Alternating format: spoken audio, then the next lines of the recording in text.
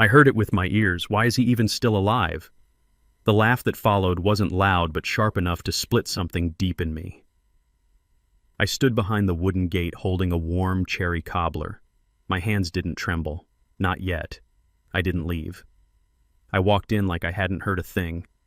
Past the string lights, past the picnic tables, past the faces that didn't turn toward me. Some of them were blood. Some were strangers. None of them smiled. Someone cleared their throat. "Oh, Walter, we didn't know you were coming. That was Marcy, my son's wife." The same voice from behind the fence. "I brought dessert," I said. No one offered to take the dish. I found a chair at the far end. The metal groaned beneath me. My back ached, but I sat up straight, the smell of grilled meat mixed with citronella. Music thumped from a speaker too loud, too fast for anyone my age. They laughed, they ate, they drank. And my son Daniel raised a beer. To family. Not a single glass tilted toward me. Don't forget to subscribe to the channel and comment where you're watching from. The cobbler sat in its foil like a guest who didn't know when to leave. The crust had cooled into a matte sheen. If I dragged a thumb across it, sugar would come off like dust from an old picture frame. A boy in a baseball cap zigzagged past with a hot dog, nearly clipped my knee, and kept going with the automatic, "Sorry, kids," learned to say to furniture. At the near end of the table, Marcy's mother spoke with the precise cheerfulness of someone who'd practiced her lines. "This turned out lovely," she said, gesturing at the backyard as if she had designed the sun. "So many memories here." "Yes," I said, "to no one there are." Daniel made his rounds with the ease of a man who'd learned early that warmth could be impersonated. "Hey, good to see you," he'd say, giving shoulder squeezes that landed like gentle evictions. "He has my eyes." Helen used to say that, but he'd trained them to glance and glide, never linger long enough to complicate the scene. The maple in the corner, my maple threw soft shade over the lawn. When Daniel was 8, he named the lower branches like teammates. "This one's Calvin," he told me once, patting a knuckle of bark. "This one's Coach." He used to climb until Helen called out from the porch, "Feet Daniel. Keep some feet on the ground." I can still hear the laugh in her voice when he'd halfway obey, dangling there with one shoe pressed to the trunk, the other kicking at a dream. "Folks." Marcy clapped her hands. Her bracelet chimed like tiny bells. "Quick thing before we cut dessert." She beamed at Daniel and he stepped forward with his practiced smile. "We've loved this house," he said, and I felt the first shift inside me, a small plate sliding on a fault line. "It's been good to us, but we're ready for the next step. The market is strong and well, we're putting it up for sale." Applause broke like glass, sharp, bright, a little dangerous. Someone whistled. A couple of men clapped Daniel on the back. Smart one said, "Upgrade," another offered. Marcy's mother made a satisfied noise. "I've heard before the sound made when a plan lands exactly where you wanted it to." I didn't stand. I didn't clap. I felt my ribs count themselves. "This place," I said when the cheers thinned. I kept my voice low. "Even. Numbers are told that way. News is best delivered without tremor." Daniel's eyes met mine for half a second and skittered off. "Dad, He stopped reset. "We're ready. It's too much upkeep." "Upkeep," I repeated, tasting the word. Upkeep was the pipe I fixed at midnight when the winter ate the copper and the basement filled up like a bad idea.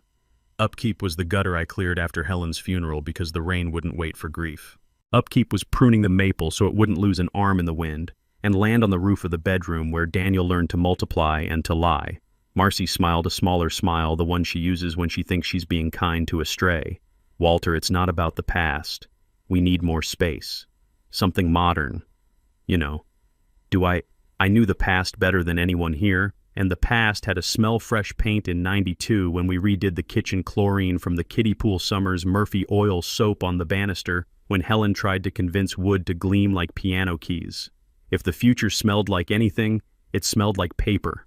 Listings, offers, signatures. The little squeak pens make when you press too hard to prove you mean it. "When were you going to tell me?" I asked. "This week," Daniel said. "It just today felt right. Today felt like a performance." Marcy turned to the table. "Dessert." Her smile widened. "We've got cupcakes." Blue frosting piled like circus tents marched toward the kids. No one's hands reached for my cobbler. I had brought a piece of work and they preferred decorations. "Marcy," I said softly, "there's a pie server in the drawer to the left of the stove. You can use it if..." "We're fine." Walter, she said. Cupcakes are easier. Less mess, I thought. Less memory. Daniel hovered, then angled toward me as if accidentally. Dad, I didn't mean for you to hear it like that. We were going to sit down. This week. Lunch. When the sign is already on the lawn, I asked. He exhaled. You're making this dramatic. I'm making it accurate, I said. Someone called for a photo. Bodies shuffled into a clump by the fence. Faces, tilted arms around shoulders to telegraph familiarity. Dad, Daniel asked, hand half raised. It looked like a gesture, not an invitation. I'll take the picture, I said, and stayed in my seat. The photographer, a cousin, a friend of a friend, counted down. 3, 2. The group inhaled. I watched their chests rise as one and wondered if anyone here knew how much breath costs when you've just been priced out of your own history. The sun slipped behind the roofline. The citronella thickened. The speaker turned up a notch, something with a kick drum that insists you're having fun. I stood finally, and the chair exhaled like a dog too long at heel. I picked up the cobbler with both hands. It had cooled to the same temperature as resignation. No one stopped me. That made it easier and harder at the same time. At the gate, the wood felt familiar under my palms, sanded too quickly in one section. 17 years ago, a ridge I always meant to fix. No one will notice, Helen had said, pressing her lips to my temple.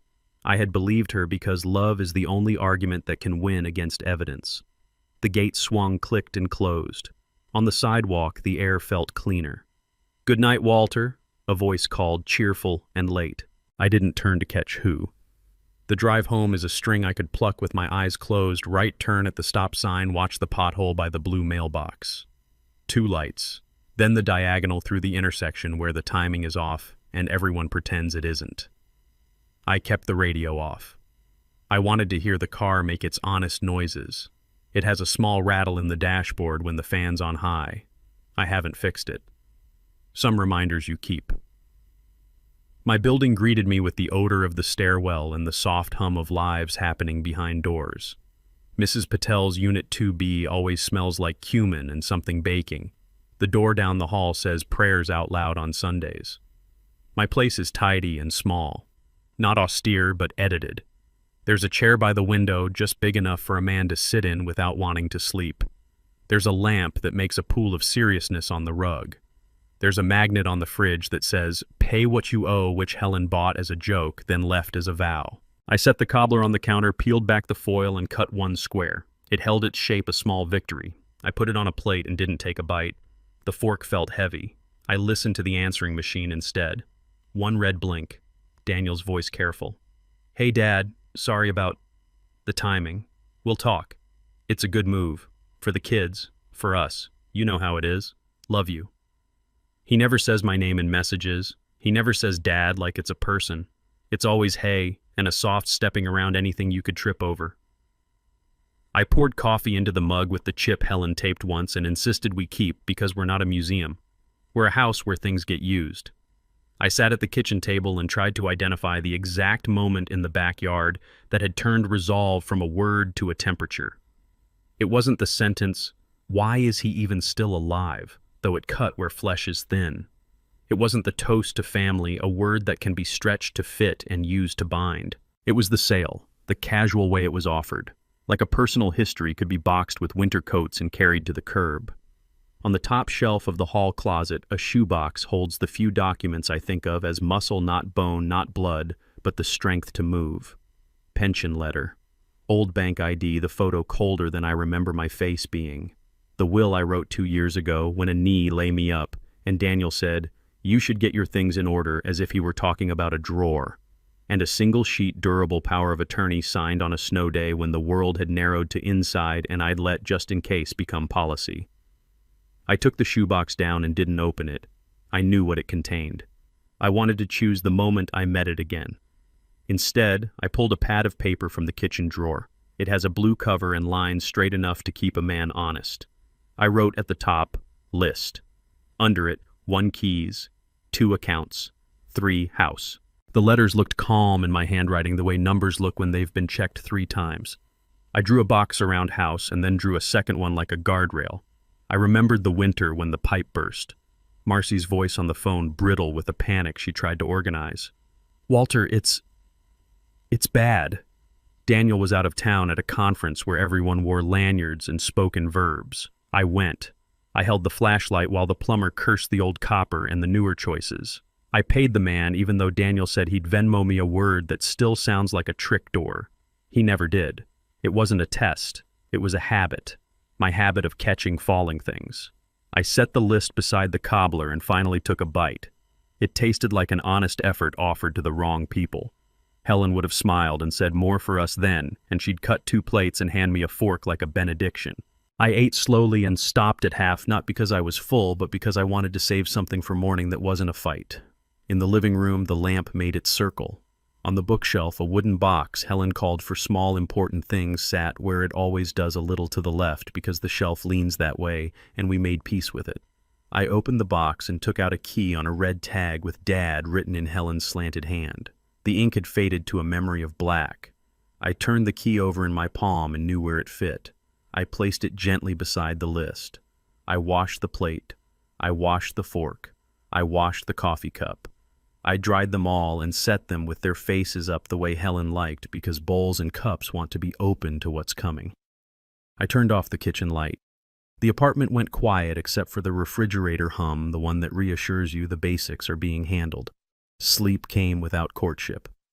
At 3:08 a.m., I woke to the digital clock whispering red and the old building sighing in its seams. I went to the window and looked down at the street. A man in a bathrobe stood on the curb and smoked with the practice of prayer. 2 cars idled at the light as if the drivers had forgotten they were the ones who made the city go. I leaned my forehead against the glass until the cool taught me something like patience. In the morning, I made coffee in the small pot that brews exactly 1 cup as it means it. I toasted a slice of bread and buttered it to the edges because leaving corners dry is a sin in houses where love has cooked. The cobbler on the counter looked less like a failure and more like a supply. I cut another square and put it in a container for later because later needs kindness. You packed yourself. The phone buzzed. A text from Daniel Lunch this week. No day, no time, no place. The kind of invite you can accept forever without ever eating. I typed sure, then deleted it. Then deleted. Accuracy matters. I put the phone face down. I pulled on a shirt with buttons because decisions ask for buttonholes. I wrote one more word on the list below, House 4 silence. Not the sulking kind, the kind that turns a room into a mirror. On my way out, I passed Mrs. Patel. "Good morning, Mr. Jennings," she said, balancing a bag of oranges like a confession. "Morning," I answered, and meant it. Outside, the air had that early clarity that pretends all the day's choices will be simple. I got into the car and sat with my hands on the wheel for a minute. I thought about Marcy's voice behind the fence and how easily laughter can be mistaken for permission. I thought about Daniel's toast to family and how the word can be used to bind or to banish depending on where you point the glass. I didn't feel rage. Rage is loud and wants witnesses.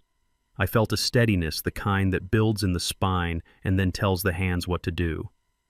Keyes accounts house silence. I knew where to begin. The easiest to lose, the hardest to reclaim. I turned the key in the ignition. The engine caught. On the passenger seat, the list waited, paper warmed by the sun, letters calm as ledgers. I pulled into the lane and let the city receive me without ceremony. People moved, lights changed, a bus sighed like a large tired animal, and I fit into the flow the way a man does when he's done asking to be let in. At the first red light, I let my breath fall into the old square count 4 and 4, hold 4 out, the trick you learn when you spend 35 years talking people through numbers that could either drown them or buy them a bridge. The light turned green. I went. I didn't look back for the house because I know exactly where it is.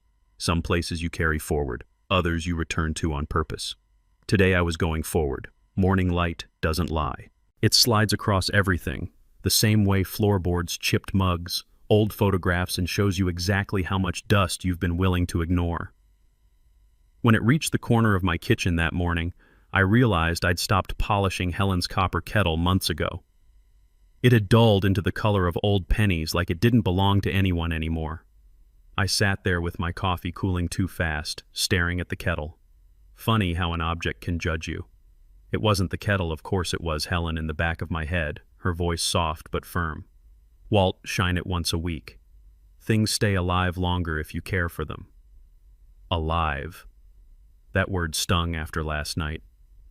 The list I'd written, Key's account's house silence sat folded in my pocket. My thumb traced the edge like a worry stone. I thought of Daniel, of his beer lifted high to family, and I thought of Marcy's laugh through the wooden fence. Why is he even still alive? I was alive, but not included. Not really. The day carried on like most of my days do now, quiet, precise, no one asking for me unless something was broken. At 9 sharp, I walked down the block to the diner, the same one Helen and I used to visit after Sunday service. The owner, Gloria, waved from behind the counter. "Walter, table or counter's fine," I said. My voice always sounds stronger in public, like I'm auditioning for the role of a man who still belongs. I ordered eggs, dry toast, and black coffee. Gloria leaned in, lowering her voice. "Haven't seen your boy in here lately." I shrugged. "He's busy. Work, kids." The truth was simpler and harder. Daniel never came here anymore because this diner was mine and Helen's. He built a new orbit and I wasn't in it. Halfway through breakfast, a man I hadn't seen in years tapped my shoulder. Paul Henson, an old co-worker from the bank. His hair had gone silver like mine, but his handshake was still solid. "Walter Jennings, as I live and breathe," he said. "Haven't seen you since retirement. How's life treating you?" I forced a smile. "Life's steady." "Steady's good," Paul said. "Kids keeping you busy." Busy. The word nearly made me laugh. They weren't keeping me busy, they were keeping me away. We traded pleasantries, talked about old colleagues, but underneath it I felt something shift, a reminder that once I'd been part of a team, a man whose name meant something. Not a ghost at the far end of a picnic table. When Paul left, he patted my shoulder. "Take care of yourself, Walter. Don't disappear on us. Don't disappear." Easy to say when people still see you. Back home, I found myself standing in front of the closet with the shoebox of documents. I didn't open it yet. Instead, I pulled down an old photo album from the shelf. Helen's handwriting danced on the first page, our story. There we were, young, grinning, covered in paint the day we bought the house. There was the maple tree, nothing more than a sapling with Daniel in a red sweater tugging at its trunk like he could pull it taller. Page after page, the house grew with us. Birthdays, Easters, graduations. Every brick carried a memory. And now my son was selling it like it was just square footage. My chest tightened, but I turned the pages slowly. I wanted to face it. Helen always said, "Face things, Walter. Shadows shrink when you shine a light." I landed on a photo from 15 years ago, Daniel's high school graduation. He wore his cap tilted sideways, pretending to be cool. Helen and I stood on either side of him, hands on his shoulders. The pride in her eyes was unmissable, but Daniel. Even then, he wasn't looking at us. His gaze was on the crowd, already searching for someone else to validate him. I closed the album and sat in silence. That was the twist, wasn't it? The picnic table revelation wasn't new. It was just the loudest echo of something that had been building for years. The phone rang around noon. Caller ID Daniel. I let it buzz twice before answering. "Hello, Dad," he said cautiously. "You got a minute for you always." The words came out dry. He hesitated. "Listen about yesterday. I know it caught you off guard, but it's what we need. The kids, Daniel," I cut in. "Don't dress it up. You're selling the house. You made that decision without me." Silence. Then a sigh. "Dad, it's not your house anymore." The words sat between us heavier than any mortgage I'd ever signed. "Not your house anymore." "I see," I said. My voice stayed calm, but inside something cracked. "Look, maybe we can get lunch this week. Talk it through. I'll cover it." "Okay. Cover it." Like he was doing me a favor. "Sure," I said. "We'll talk." I hung up before he could add "love you" in that hollow way he does. I needed air. I walked to the park, the one where Helen used to feed the ducks. Kids ran circles around tired parents. A young man threw a frisbee and his dog leapt with joy. Life everywhere. I sat on a bench, letting the breeze find me. Next to me, an older gentleman nodded. We exchanged the kind of small smile men our age give. It says, "I see you." I know. We didn't speak. Sometimes silence is the truest conversation. But in that moment, I realized something. I had been living like a stage crew in my own life. Building sets, fixing props, and making sure the lights stayed on while everyone else took the spotlight. Helen had appreciated it. She'd always seen me. But Daniel. To him, I was just scaffolding, useful until you don't need it anymore. That night I cooked a simple dinner, chicken rice and green beans. Ate it alone. The apartment was quiet except for the hum of the refrigerator. I caught myself setting out 2 plates like I used to, then put one back. Habit is a cruel thing. I cleaned up, wiped the counters, and poured myself a small glass of scotch. Helen always said I measured my pores like an accountant. Maybe she was right. Sitting in my chair by the window, I watched the city lights flicker on. Somewhere out there, Daniel was tucking his kids into bed. Somewhere out there, Marcy was probably already looking at real estate listings. And me, I was sitting in the wings, unseen, unheard. I thought of the line from last night's toast to family. And I realized they weren't toasting me. They hadn't in a long time. I had been living like a man backstage, pulling ropes, adjusting curtains, making sure everyone else's scene ran smoothly. But no one had invited me on stage in years. The glass was half empty when I whispered it aloud, the words filling the room like a confession. I have lived as though I were the solid backdrop, only to realize I was nothing but a shadow. And shadows, I thought, don't get applause. Power doesn't shout, it signs its name. I learned that the morning after the party, standing at my sink with soap on my hands and a decision in my chest. The kettle I'd ignored for months. Helen's old copper caught a sliver of light and looked back at me like a dare. I dried my fingers and polished them until the metal remembered how to shine. There are days you tidy because you're delaying, and there are days you tidy because you're beginning. I took the red tag key from the wooden box and slipped it into my pocket like a sentence I wasn't ready to say out loud. Then I pulled my list from last night, the 4 words that had organized the noise in my head, and put it on the table. Keys, accounts, house, silence, a program, a route. A way to move without announcing it. Evelyn Hart's business card lived in my wallet behind an old bank ID I keep for humility. I hadn't called her in years, not since she helped a friend of ours settle a tangle of beneficiary designations after his stroke. Back then, I'd thought good to know just in case. Life has a way of turning your just-in-case file into your calendar. Her office picked up on the second ring. Hart and Selder Estates and Probate. This is Walter Jennings, I said. I was hoping to speak to Ms. Hart. Tell her I'm a friend from the Harborview Rotary days. It's important. I expected a hold music fugue. Instead, a pause, and then her voice unchanged, smooth, crisp, a hint of Midwest left around the edges like a kept promise. Walter, I was just thinking of you the other week. A client still banks at Harborview and your name came up most nicely. Nice is rare these days, I said. You have time today, I can make it, she said, and I could hear her calendar sliding. 11:30, bring anything that feels heavy. Heavy. I looked at the shoebox on the closet shelf and nodded to no one. I'll be there. I dressed with buttons, a shirt that still sits right on the shoulders, a jacket that forgives a man for the years. I tucked the list into my breast pocket because plans behave better when they're close to the heart. The shoebox went into a reusable bag with a logo for a bookstore that doesn't exist anymore. Some things you carry on principle. Evelyn's office is in an old brick building that used to house a tailor and 3 dentists. Now it's lawyers and a Pilates studio. The elevator has the good kind of rattle. It lets you know it's working. In the waiting room, a glass jar of peppermints sat untouched. A water dispenser hummed. The receptionist offered me tea in a paper cup designed to look like china. I held it and watched the second hand on a wall clock circle its appointment. Walter, Evelyn said, appearing like competent timing does precise but not rushed. She was in a navy dress flats that could cross a courthouse and a sidewalk without changing. It's good to see you. You too, I said, and meant it. Her office was neat in a way that suggested attention rather than performance. Files aligned, a plant that knew it was wanted, a framed photo of a dog that looked judgmental and beloved. She gestured to a chair and waited until I sat before she did. People who understand control know how to give it. What's heavy? She asked. I set the shoebox on her desk like an offering. Gift to my son years ago for a down payment, $50,000 pulled from retirement. No written conditions. The house is titled to him and his wife. They announced last night they're selling.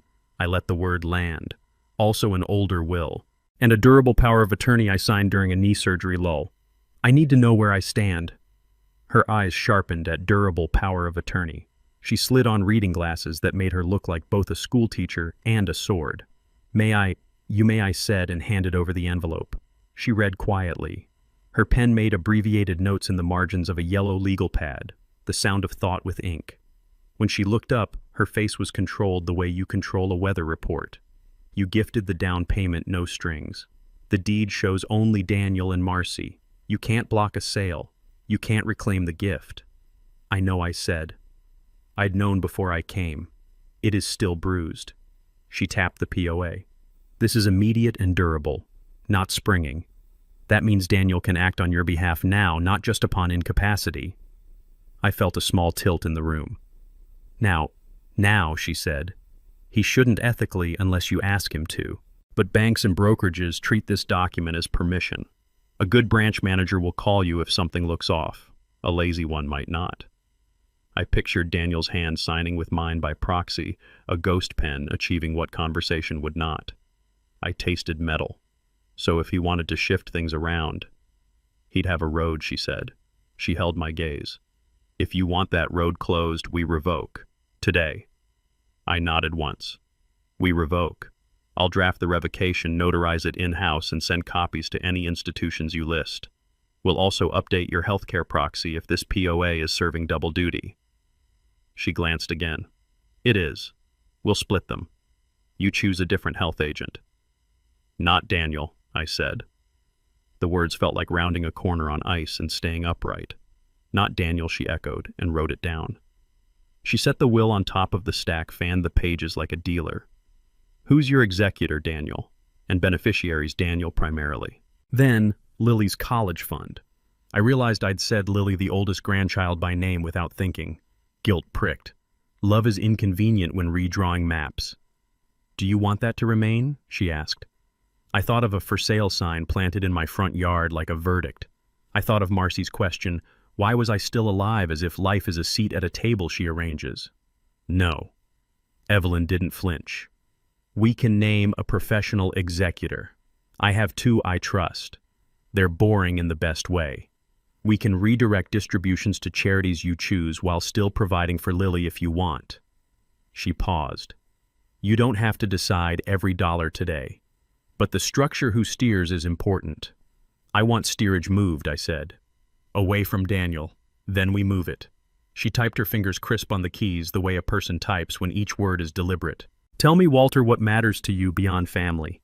If I took family off the table for a minute, what would you answer without apology? Housing. I said the word arriving without a meeting first.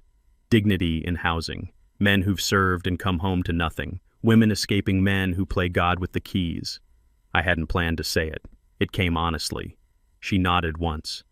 We'll list a veterans housing nonprofit and a women's shelter as contingent beneficiaries. We can refine the percentages later. She met my eyes. Today is the day we move the rudder. We'll adjust the trim tomorrow. It took an hour to draft and read and initial and sign, and a minute more to set the notary stamp. The thump of that seal felt like a door quieting on its hinge. Evelyn slid a copy of the revocation across the desk to me, then a list. Call or walk in to each institution, she said. Hand them this. Ask for a confirmation letter noting the revocation and the date they logged it. Keep a binder. Start today. I laughed short reel. You know me. I know your type, she said. You carry other people's water until one day you decide your back is needed for you. I felt the exhale you get when someone names you without poking. What about the house? If they sell, I don't want a single realtor call asking my permission like it's the courtesy you give to furniture. Evelyn smiled with just the corners of her mouth. We can send a letter to Daniel and Marcy's counsel when the listing goes live, stating you are not a party to the sale, and any attempt to reference you for pressure will be met with disinterest and, if needed, counsel. That covers the ugly etiquette. I like covered etiquette, I said. It keeps the insects off the food. She stood, and I stood with her. Walter, she said, you're not powerless. You gave something freely once. They mistook that gift for a habit. Today, you gave yourself instructions. Don't lose them. I shook her hand. It felt like something you hold when crossing a street. In the lobby, I sat for a moment with the binder she'd assembled, Revocation of Durable Power of Attorney. Updated healthcare proxy agent, not Daniel. Will draft for review. Executor TBD. A plan, a spine. The receptionist nodded at my binder as if it were a good haircut. "You're set," she said. "I am," I said, and surprised myself by believing it. On the sidewalk, the day had tilted toward heat. A bus sighed and yielded. A woman in scrubs hurried past, eating a granola bar like a dare. I felt a surface in me tighten to the right tension, like drum skin, like a shoelace. I walked to the corner, turned left on habit toward the bank I'd worked in for 35 years, then right toward the credit union where my accounts live now. I didn't go in. Not yet. I wanted to study the facade. Remember how buildings like that train you to accept what's handed to you as policy and what you hand back as gratitude. My phone buzzed. A text from Daniel Lunch, Thurs. There was a thumbs-up emoji as if agreement could be tapped. I typed, "Can't Thurs. Busy." He replied with Fry. I powered the screen dark. Silence wasn't going to be passive. It was a tool now, not a sulk. Back home, I made a second pot of coffee like a man with work on his desk. I cleared the kitchen table, set the binder open to the revocation, and took a breath. There's a particular pleasure in writing cover letters to institutions tight, polite, and undeniable. Dear Manager enclosed, please find the revocation of durable power of attorney previously executed. Please update your records immediately. Written confirmation mailed to the address on file is required. I wrote 3 of them. Harbor and Pine Credit Union, Westgate Brokerage, Green Line Insurance. I dated each letter and made 2 copies. I slid originals into addressed envelopes and left them unsealed to add the stamped copy of my driver's license. I printed the license on my old scanner printer that breathes like a dog climbing stairs. The machine warmed up and did its job without commentary. I patted the plastic casing as if it were a friend I'd underestimated. At 2 o'clock, the phone rang. The landline, not the cell. Only 3 kinds of people call the landline anymore: the pharmacy charities and the past. I picked up and said, "Hello," in my banker voice, clear ready. Walter Marcy. The name arrived with the faintest tin of speakerphone. "I've been trying to reach Daniel's dad," she said, though she knew my number. "We wanted to catch you before you heard through the grapevine about some realtor friends dropping by tomorrow to take photos. You know how fast the market moves?" I let the words rest flat. "It's all going to be very respectful," she went on. "We'll keep your history in mind. We're thinking of mentioning how the home's been loved by the same family for decades. Buyers eat that up." She laughed lightly. "Oh, not that, I mean, mention what you like," I said. "I'm not a party to the sale." A pause. "Well, yes, legally, but it's still family." "That depends where you're standing," I said. I kept my tone even, the way a plumb line keeps a wall honest. "Marcy, this call feels like you want to check a box that says you told me, as if that changes the size of it." She exhaled. For a second, I thought I heard a second breath, a rustle that might have been Daniel listening on the other end. "We don't want hard feelings, Walter." "Feelings aren't hard. They're accurate," I said. "If a for sale sign goes up, it goes up. I won't be there to see it." Silence. Then the small, brittle smile I've learned to hear. "All right, then. We'll be in touch lunch this week." "Not this week," I said. "Send me the closing date when you have it." "Sure," she said, but the word wasn't sure at all. When I hung up, I let the dial tone run a little, the way you let a faucet run until the water turns from brown to cold. Then I placed the receiver down, the way you put a book back on a shelf when you decide you don't need to finish it to understand how it's going to end. At 3, I walked to the post office with the envelopes. The line was 3 people long and moved with the patience of the underpaid. A boy in a hoodie bought a sheet of flag stamps and smiled at the clerk like small transactions deserve ceremony. When it was my turn, I asked for certified mail with a return receipt. "You want proof they got it, sir?" the clerk asked. "Yes," I said. "I want paper that says the room heard me." Back home, I made a new label for a 3-ring binder control. It sounds dramatic. It isn't. It's just descriptive. I slid the revocation copy into the first sleeve. I wrote Harbor and Pine revocation delivered on a post-it and stuck it to the inside cover. I added a second post-it bank visit tomorrow AM speak to manager. I added a 3rd brokerage bring ID list on file of authorized contacts. The small yellow squares looked like flags on a mountain I could point to and say, I climbed here, here, and here. The sun had swung to the far window by then, turning the dust in the air to confetti. I almost smiled. Some parties you throw for yourself. At 4:30, the door buzzer sounded. I wasn't expecting anyone. The voice came through the speaker, tinny and teenage. "Grandpa, it's me." "Lily." I pressed the button and said, "Come up before the caution in me remembered to advise." She came down the hall carrying a backpack and a shoebox like a person fleeing a small flood. When she stepped inside, the apartment looked nicer. That's what loved ones do to a room. They straighten the spine of it by merely existing. "Hi," she said, hovering a second before deciding a hug was allowed. She hugged like a decent person, 2 arms honest. "Sit," I said, and she sat at the kitchen table like this was not a scene from a movie where apologies are written by a committee. She looked at the binder, at the envelopes, and then at me. "Are you doing school?" she asked, half a joke, half a scout. "I'm doing me," I said. She grinned a little and let her shoulders drop. "Mom said we should give you space. Dad said we should give you time." She met my eyes. "I decided I should give you me." "Good choice," I said. She opened the shoebox. Inside, a small stack of drawings, charcoal pencil, and a little watercolor. One showed a woman seated in a chair facing a chessboard with only 2 pieces left on her side, a king and a rook, still winning. Another showed a maple tree branches labeled like subway lines. On the top was a fresh sketch, my kitchen table, my hands, the binder labeled Control. She had already drawn me before I became that man. "Can I keep this one?" I asked, touching the chessboard. "I know you made it for class." "I made it for you," she said. The assignment was an end game. My teacher thought I was making a metaphor. I told her I was making a plan. She looked at the kettle on the stove. "You polished it." "I did," I said. She traced the edge of the list with a finger, reading without asking. Keys, accounts, house, silence. She didn't comment. She didn't need to.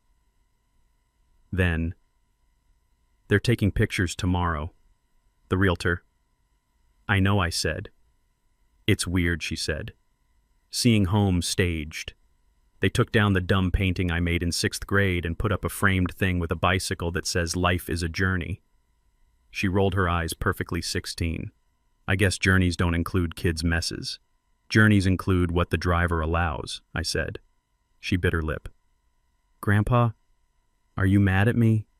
For not saying anything sooner? For laughing when—" She didn't finish. She didn't have to. "I'm disappointed you learned the wrong etiquette," I said. "But I'm proud you came to unlearn it." She exhaled like she'd been keeping a lung full of apology for days. "Can I come here sometimes? Not to hide, just to be—" "You can," I said. "But I won't be here to hide either. I'm busy." She smiled, looked at the binder again, and nodded. "Good. We had tea. I gave her a slice of last night's cobbler because I'm not so noble that I won't use sugar to ease the edges." She ate it slowly like it was an exam she intended to pass by savoring. Before she left, she opened her backpack and handed me a folded flyer. "Greenbridge Shelter Community Volunteers Needed." A note scrawled on the bottom. "I'm thinking of helping here this summer." "That's a good thought," I said. She hugged me again, honestly, and left the apartment less quiet than she found it. After she was gone, I sat with the shelter flyer and the binder side by side. Housing, dignity, endgame. I heard Evelyn's question, what matters beyond family, and realized the answer didn't have to compete with family. It could simply not include them when they refused to include me. At 6, the phone buzzed. Daniel again. "Fry lunch." I typed back, "No, paperwork." He typed, "What paperwork?" I did not reply. Silence employed properly does not taunt. It documents. I ate soup. I washed the bowl. I put the bowl away in the same square of the cabinet where it lives, because order is how a man who's been dismissed keeps his shape. I put the binder in my briefcase. Yes, the old leather one with the brass clasps, and set it by the door. Tomorrow's first lever would be public. Not dramatic, just precise. I slept well. No dreams, just the steady, unglamorous rest you get when the math in your head balances. In the morning, I woke before the alarm I no longer set. I shaved with care because dignity has a face. I put on a tie Helen hated back then because she said it made me look severe and invited me to choose kindness instead. Today, severity was kindness applied to myself. I folded the list and slid it into my pocket. I checked for the red tag key even though it wasn't part of today's itinerary. I still wanted the wait. Harbor and Pine Credit Union opens at 9. I arrived at 8:53 and waited outside with two other early people, a young woman with a check to deposit and a contractor in dusty boots who jingled keys like an orchestra. When the doors unlocked, the manager on duty did what good managers do. She looked at faces, not just the line. "Good morning," she said to all of us. "Who needs a manager conversation?" "I do," I said, and I brought the conversation with me. Her name tag said Trina in friendly capitals. She smiled the honest sort. "Let's grab my office," she said. "We'll get you sorted." Her office had a small plant, a photo of two kids in Halloween costumes, and a poster about fraud awareness that should be taught in schools. I set the binder down and opened it to the revocation. "I'm revoking a durable power of attorney," I said. "Effective yesterday. I want all accounts updated to note the revocation. I want written confirmation and a notation added to my profile that any attempted use of the prior POA is to be flagged and denied. I also want to review authorized users' view-only online access and any ancillary cards." She nodded as I spoke, typing as she nodded. "You brought the original revocation, Mr. Jennings, a certified copy," I said, sliding it across. "And my license." "Perfect," she said, making the word live up to itself. She printed a form. "Sign here to acknowledge we've updated your profile and to request a confirmation letter. I'll also put a fraud watch note, not implying fraud, just a protective alert on your accounts. So any unusual activity prompts a call to you." I signed. The pen made that satisfying scratch you get when a surface agrees. "Authorized users," she said, scrolling. "You have one Daniel Jennings access limited to transfers between accounts and cardholder on a secondary debit tied to your primary checking." I breathed in. Delete all access. Cancel the secondary card. Reissue my debit card with a new number. Remove online access for any non-owners. Set new security questions. Her fingers moved.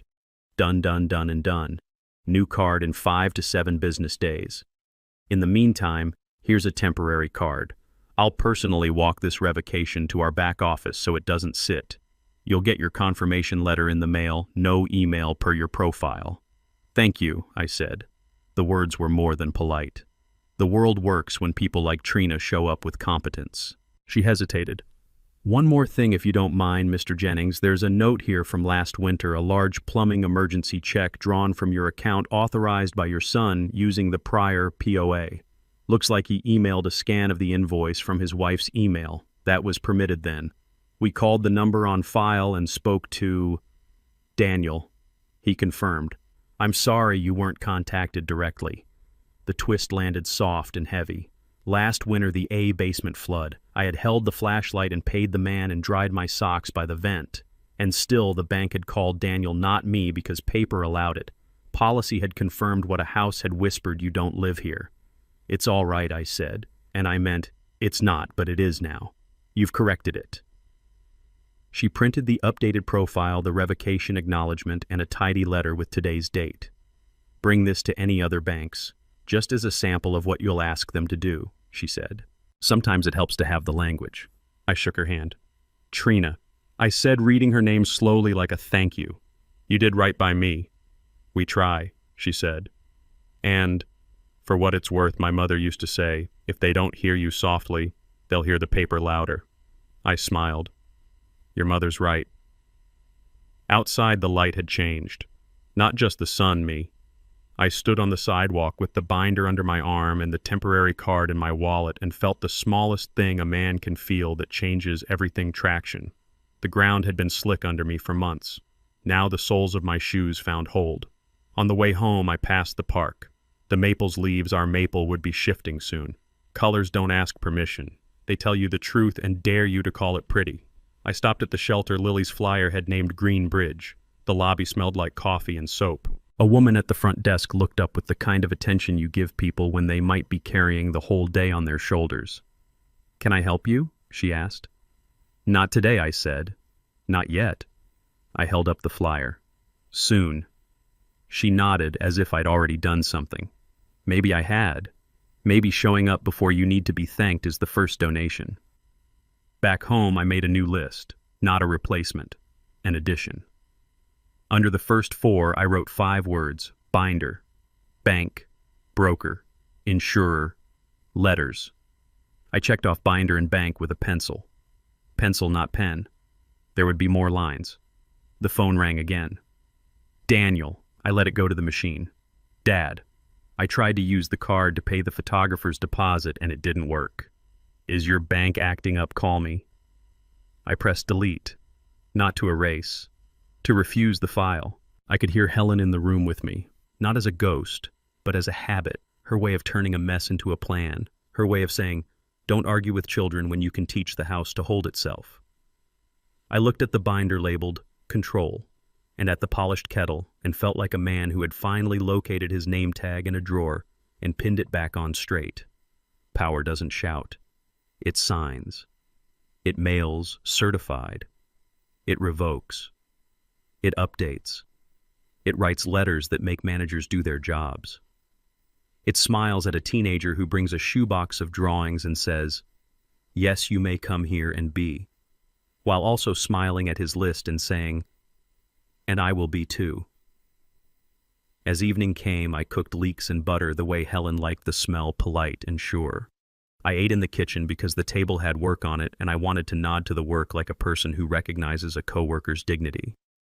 I washed up, dried up, and put things away. I slid today's confirmations into the binder sleeves and made a note in tidy script: revocation recognized H&P, secondary access removed.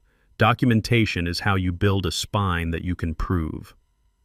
I slept like a ledger closed for the day. In the morning, I would call the brokerage and the insurer and say the same soft thing 3 times in a row until the paper sang, no one acts for me but me. Then I would make coffee and polish the kettle if it needed it, and maybe if I felt like it, cut the last square of cobbler and eat it standing at the counter. No ceremony, just hunger met. After that, I would drive past the house and not stop when I saw the sign, because some griefs do not get witnesses. They get binders. When I turned off the light, the apartment breathed with me. The binder sat on the chair by the door like luggage for a trip, only I had the map too. In the dark, I heard the echo of Marcy's laugh and Daniel's toast and the silence that had followed. I didn't answer any of it. I didn't need to. My answer had a date stamp now. They planted the sign before breakfast. A white post at a careful angle, arm extended like an invitation to strangers, the red rectangle swinging on 2 brass hooks, for sale. I saw it from the far lane on Martin, through 2 rows of parked cars and an elm trying to pretend it wasn't sick. I did not slow down. Stopping is a kind of permission. I kept the speed limit like a man who knows the law is on his side even when love isn't. By the time the light turned green and I cleared the block, I'd memorized the font, the agent's name, the phone number, and the photographic certainty that the sign stood where Helen and I once set a card table every July to sell lemonade for 50 cents and teach Daniel how change works. They dug the hole exactly where he learned to count. I drove on and let the city fold me back into its traffic. Power at a brokerage office doesn't wear perfume. It smells like printer heat and carpet squares, like pens that only work when the signature matters. The woman at the reception desk wore a smile that suggested she'd been told it was part of compliance. Appointment, she asked. Yes, I said. Walter Jennings. Account review and authorized access removal. I let each word land. Some phrases rearrange a room if you say them like you mean them. They sent me to Maya in a glass-walled office with a view of the copy machine and downtown in equal measure. She had the practiced patience of someone who's seen every flavor of panic and won't be bribed into catching any. Mr. Jennings, she said, shaking my hand like a colleague. What brings you in today, reclamation, I said, and set my binder on her desk. I slid the revocation of durable power of attorney across first, then my license, then the letter from the credit union manager confirming the update there. Paper is a language. Speak it fluently and people stop trying to talk you into a different story. Maya read at speed, the kind that proves comprehension. She tapped a few keys, eyes scanning. All right, she said. Your profile shows 1 third-party contact with view access only, Daniel Jennings, and a paperless statement delivery that also forwards to an alternate email. She paused. Jennings. Daniel at remove both, I said. She nodded. Effective immediately. Her fingers moved. We'll restore paper statements to your address of record, and I recommend we disable e-delivery entirely given your preference for a hard trail. Disable, I said. And let's reset your security questions. She added, her tone shifting from transactional to advisory. They're not questions anyone should still be using in 2025. Mother's maiden name, first school. You'd be surprised what a motivated nephew can find on social media. No nephew, I said. But yes, let's choose the kind no one can answer even if they lived in my pockets. We set 3 false questions. Favorite constellation. First book you misunderstood. Street you'd relabel if you could. Answers all lies I could remember. She added physical mail as the only permitted channel for password resets. She enabled a phone pin. I'd have to speak with my own voice to use. She read the changes back to me like a liturgy. I'll also place a note requiring in-person verification for any beneficiary changes, Maya said. Policy doesn't require it, but my policy does for profiles that show recent POA revocation. Good policy, I said. I'd like a letter too. Of course, she said. On letterhead. Today's date. Signed by me and co-signed by my branch manager. We'll list the removed contacts by name and the security posture going forward. I almost thanked her twice. Once for doing her job. Twice for doing it like she cared. She hesitated, then turned her screen toward me. There's one more item, she said. I want to tell you before it finds you another way. She clicked. An audit log filled the screen. 3 months ago, a login attempt from a new device. It failed. Wrong password twice, then correct on the 3rd try. 2 minutes later, a view-only authorization was requested for Daniel. The system placed it in a pending queue because the request came from a device not recognized. A phone call went to the number on file. She glanced at me. A male voice answered. He confirmed he was you. The authorization was approved. My mouth went dry and then oddly cold. From my number, yes, she said. We didn't have a voice print on file then. Most clients don't, but the callback number matched your profile. I thought of my phone on the coffee table while I was in the shower. Of holiday afternoons when I set it on the charger and Daniel moved through my apartment like family does, like no one is counting. That's how access happens. Not with a break-in. With a visit. Can we see the device, I asked? What was it? She nodded. iPhone. Different model than the one on your profile.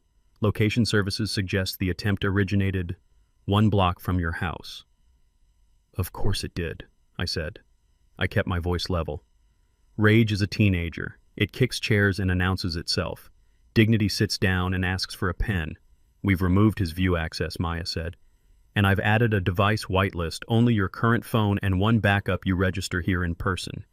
Any other attempt triggers a lock and a call. To you. Good, I said and meant. Good, because I will not be calling anyone else to ask permission to exist. We reviewed the beneficiaries next. Once in a softer calendar, I had listed Daniel as primary on a small account and Lily as contingent for a 529 plan that never got opened because people forget hopes when they're busy proving points at dinner. We can list a trust instead, Maya said. Do you have one drafted today, I said. Evelyn Hart will send you the name as soon as I sign. Maya smiled.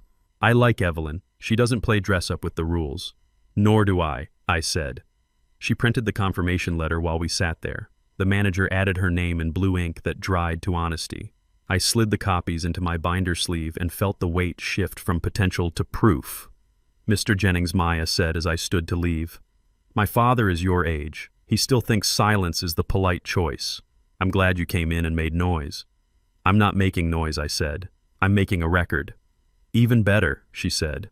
At Greenline Insurance, the agent wore a tie with trout on it and the exact kind of mustache that says he's been selling protection since people still shook hands on porches.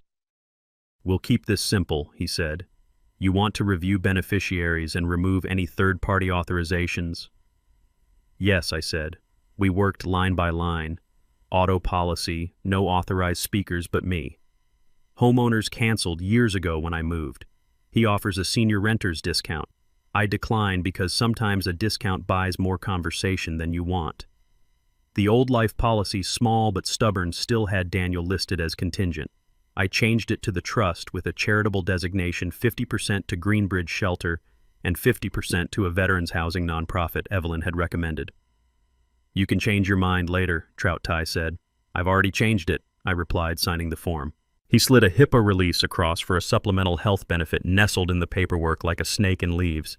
Daniel's name sat in the box marked authorized person to receive information. I didn't remember adding it. Maybe I had. There are years when you sign things because the nurse is kind and your knee hurts and your son looks worried. Strike that, I said, and drew a line with the kind of pleasure you get from a sharp pencil. Any replacement, Trout Tai asked. None, I said. My body is my business unless I hand you a note that says otherwise. He nodded. That'll do it. I ate lunch at a park bench on South a corned beef sandwich cut on the diagonal because geometry tastes better that way. A man in a postal uniform sat down at the other end of the bench and opened a container of yogurt and granola and checked his watch like the world runs on time because he decides it does. Afternoon, he said. Afternoon, I said back, and we ate like working men fast, neatly with gratitude that doesn't require announcements. On the walk back to my car, my phone buzzed. It was a number I didn't recognize with my city's area code. I answered because curiosity is cheaper than voicemail. Mr. Jennings, a bright voice said, "This is Tasha with Broderick Realty. We're representing your son's lovely home on Martin. First, can I just say what a treasure? The maple. The archways." Our stager practically swooned. I could hear the smile through the phone engineered to produce compliance. "How can I help you, Tasha?" "Just a quick favor," she said breezily. "We're writing up the listing copy, and it would be so wonderful if we could include a quote from you about what the house has meant to your family. Buyers love authenticity. A sentence or two about like, I raised my son here and we love it, but it's time for new memories, that kind of thing." "No," I said politely. She hiccuped a laugh. "Oh, of course you're busy. I can text you a draft to approve." "No," I said again, still polite. "You may not use my name, my voice, or my marriage for marketing." Silence. Then the professionally wounded tone. "We're just trying to honor the story." "It's my story," I said. "It doesn't need your honor." She tried a different route. "Marcy said you're very proud of the upgrades. Buyers get nervous about older homes, so any reassurance from the original, I am not an amenity," I said, and let the sentence sit. "Please direct any further requests to my attorney." I gave her Evelyn's office number. "She'll provide a letter confirming I am not a party to the sale." There was a pause in which I imagined her blinking perfectly mascaraed, recalibrating her script. "Understood," she said finally, voice cooling. "Will proceed accordingly." "You will," I said, and hung up. I texted Evelyn. "Expect a call from Broderick Realty. Please send them a letter. Do not reference me in any listing or stage me posthumously while I am still alive." Evelyn replied with a thumbs up and a sentence, "On it. Cease and desist light. Friendly, but pointed." By the time I got home, the listing had gone live. I know, because Lily sent me a link followed by a skull emoji, and they used a filter that makes it look like no one has ever cried there. I clicked anyway. Photos like lies, wide angles, and bright white bowls of fake lemons. The captions tried too hard. Original owner love, first floor bedroom, perfect for aging parent. That one made me laugh out loud once, a single bark, and then made me sit down. Lily texted again. "I told Mom the aging parent line was gross. She said buyers need to visualize functionality. I told her, you're not a feature. A beat." "You okay?" I typed. "I'm functional enough. Then bring your sketchbook on Thursday. I have a table that needs company." She sent back a heart and a drawing of a rook. I made a list of locks that weren't literal email utilities and credit. I called the electric company and removed Daniel from my profile. The woman on the phone sounded like she had 3 monitors and a good chair. "Anything else?" she asked. "Yes," I said. "Add a note, in-person verification required for any changes." "Most customers don't ask for that," she said. "Most customers don't read their file," I replied, and we both smiled into the line. I set a security freeze at all 3 credit bureaus and printed the confirmations, sliding them behind the brokerage letter in the binder. I called my doctor's office and scheduled a routine checkup with an addendum I'd like a letter placed in my chart noting decisional capacity as of today. The nurse on the line didn't flinch. "We do that more than you think," she said. "Families can get enthusiastic." "Mine is very enthusiastic," I said. Bring a book, she advised. Dr. Patel runs a little behind when she listens.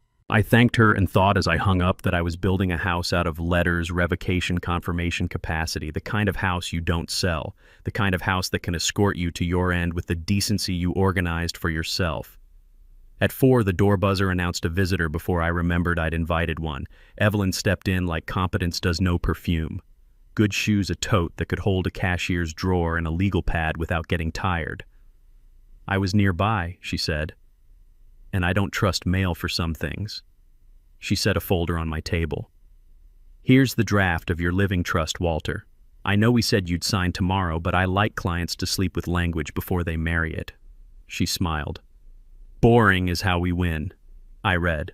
The trust named me trustee and beneficiary for life. Upon my death, the trustee professional, not Daniel, would liquidate my estate and distribute according to a schedule that made generosity look like strategy. Greenbridge Shelter, Veterans Housing. A modest educational fund in Lily's name dispersed with conditions designed to teach her how to steward, not to wait. I initialed a clause that made me smile. No beneficiary shall be entitled to any distribution by virtue of relation alone.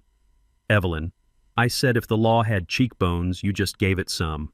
She laughed. I'll take that. Sign tomorrow with the notary, but keep this tonight. There's one more letter in the folder which you asked for from the realtor.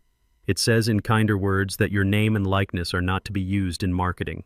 If they do it anyway, I'll send the unkind version. I appreciate the draft and the threat, I said. She glanced at my binder and the neat stacks. You're building a case for your own life. I'm building a room I can sit in without being sold, I said. On her way out, she paused in the doorway. Walter, yes.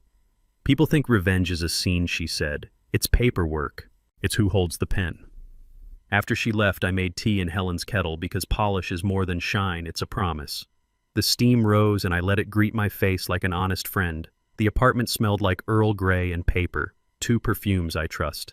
At 6:12 p.m., my phone lit up with a call from a number I know better than my own. Daniel. I let it ring once, twice, then picked up. There are moments when you don't give silence the first move. Dad, he said, leading with the word like he'd remembered it comes first. We need to talk. We are, I said. The card didn't work. The photographer's deposit bounced, he said, as if we were playing pretend and the banker had made a clerical mistake. And Maya says, I'm locked out of viewing. She was not helpful. She was helpful to me, I said. He took a breath and I could hear. Mom always said you could be stubborn. Your mother said I could be sure I corrected. She liked that about me. Why are you doing this? He asked, the exasperation rising like steam from a kettle. Someone forgot to take off the burner. You're making everything harder than it needs to be. For whom, I asked. For everyone, he said. For me, for Marcy, for the kids. We're trying to move forward. You are, I said, and I am. We're simply not walking in the same direction. Jesus, Dad, he said, and then tried another door. Look about the listing. Tasha said you were difficult. Tasha can sell the house without my ghost in the brochure, I said. She just asked for a quote, he said, the way a man says it was only a joke when the laughter doesn't land. She asked for my history as a coupon, I said. I declined. He exhaled a sound like Surrender's cousin. You're punishing me. No, I said. I'm reminding myself where I end and you begin. Silence. Then softer, a boy under the man. Are you mad at me? Yes, I said, because mercy without accuracy breeds confusion, and I'm done being mad at you in ways that cost me protection. He didn't like that sentence. I could tell by how quickly he tried to talk through it. We were always a team, Dad. You and me. Teams share schedules, I said. You made yours at a backyard party and put mine on mute. I didn't think it would hurt you like this, he said. And for a flicker, I heard what sounded like truth. You didn't think of me, I said. That's the sentence. I let it stand. Daniel listened carefully. I revoked the power of attorney. I removed your view access. I updated beneficiaries. I have letters. You may sell the house. I am not furniture to move or a story to tell. If you need help understanding a document, you may ask your agent. If you need help understanding me, you may listen. He tried again. Can we do lunch on Friday? No, I said. I have an appointment. With who? Me, I said and hung up because that was the truest answer I'd given him in a decade. I sat there with the quiet afterward, letting my pulse slow to a number I'd claim in public. The kettle clicked as it cooled, a little metallic sigh that sounded like a house relaxing when the guests leave. The next morning I did something I should have done the day I retired. I rented a P.O. box. The clerk at the post office wore nails painted the color of new pennies and a smile that said she'd lived through 3 managers and outlasted their rules. Small, medium, or large, she asked. Medium, I said. Men my age always pick large. We think volume is victory. I wanted just enough. She slid a key across. Your new address is on the form. Want to set a hold on your home delivery for a week while you update folks? Yes, I said. And please note no forwarding orders unless I establish them myself in person. She typed. You'd be amazed how often families try to scoop up mail with a signed note. I would not, I said. When I got home, I made a list of everyone who needed the new address, bank, brokerage, insurer, doctor, pharmacy, Social Security, and the one magazine I still receive in print because I like pictures of gardens I won't plant. I wrote neat envelopes with the P.O. box printed in block letters that looked more and more like my father's as the list grew. It comforted me. Names are doing their job. At 10, I sat in Dr. Patel's waiting room with a book I didn't intend to read so much as hold. The nurse called me back and checked the usual boxes. Blood pressure good, weight honest, mood considering, I said. She smiled at that. We don't have a checkbox for that, she said. But we should. Dr. Patel has the kind of attention that makes you want to be better so you don't waste it. She listened with her whole face when I asked for the letter. I'm not expecting a fight, I said. I'm preventing one. Prevention is medicine's favorite revenge, she said and typed. The printer hummed and she signed a letter on letterhead that stated simply, as of today's date, Mr. Walter Jennings demonstrates decisional capacity and understanding of his medical and legal affairs. We both knew it was a snapshot, not a prophecy. It was still a shield. On my way out, I stopped at the bulletin board and took a photo of a flyer for a community class, Budget Basics, for adults over 50. A scribbled note at the bottom read, Instructor needed experience with banking helpful. I left a voicemail at the number before I reached the parking lot.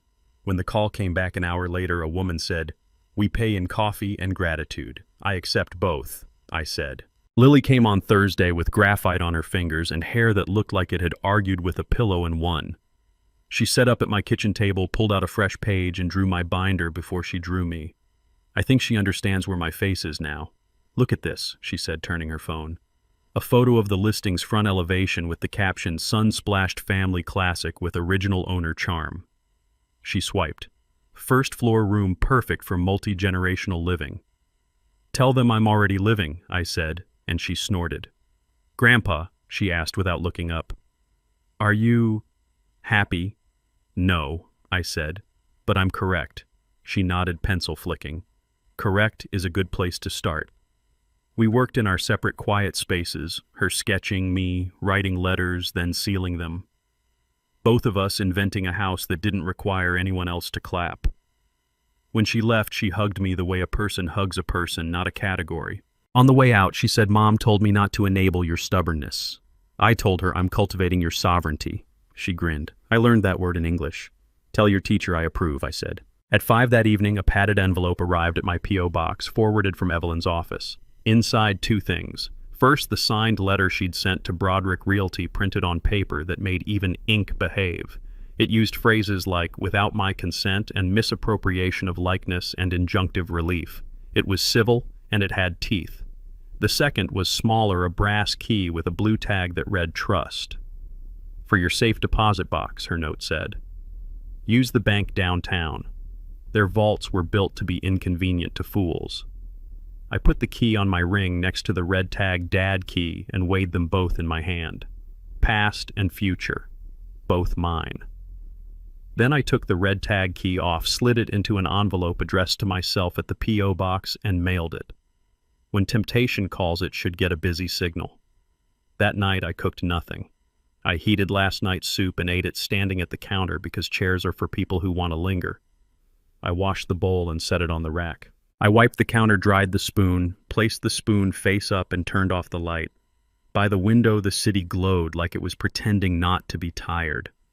Somewhere on Martin strangers would walk through my house and say charming and good bones and we could make it ours. Maybe they will.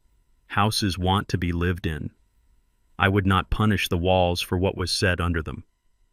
I sat in my chair with the binder in my lap and the letters ordered the way a man orders his tools. I did not feel triumphant. Triumphant is for parades.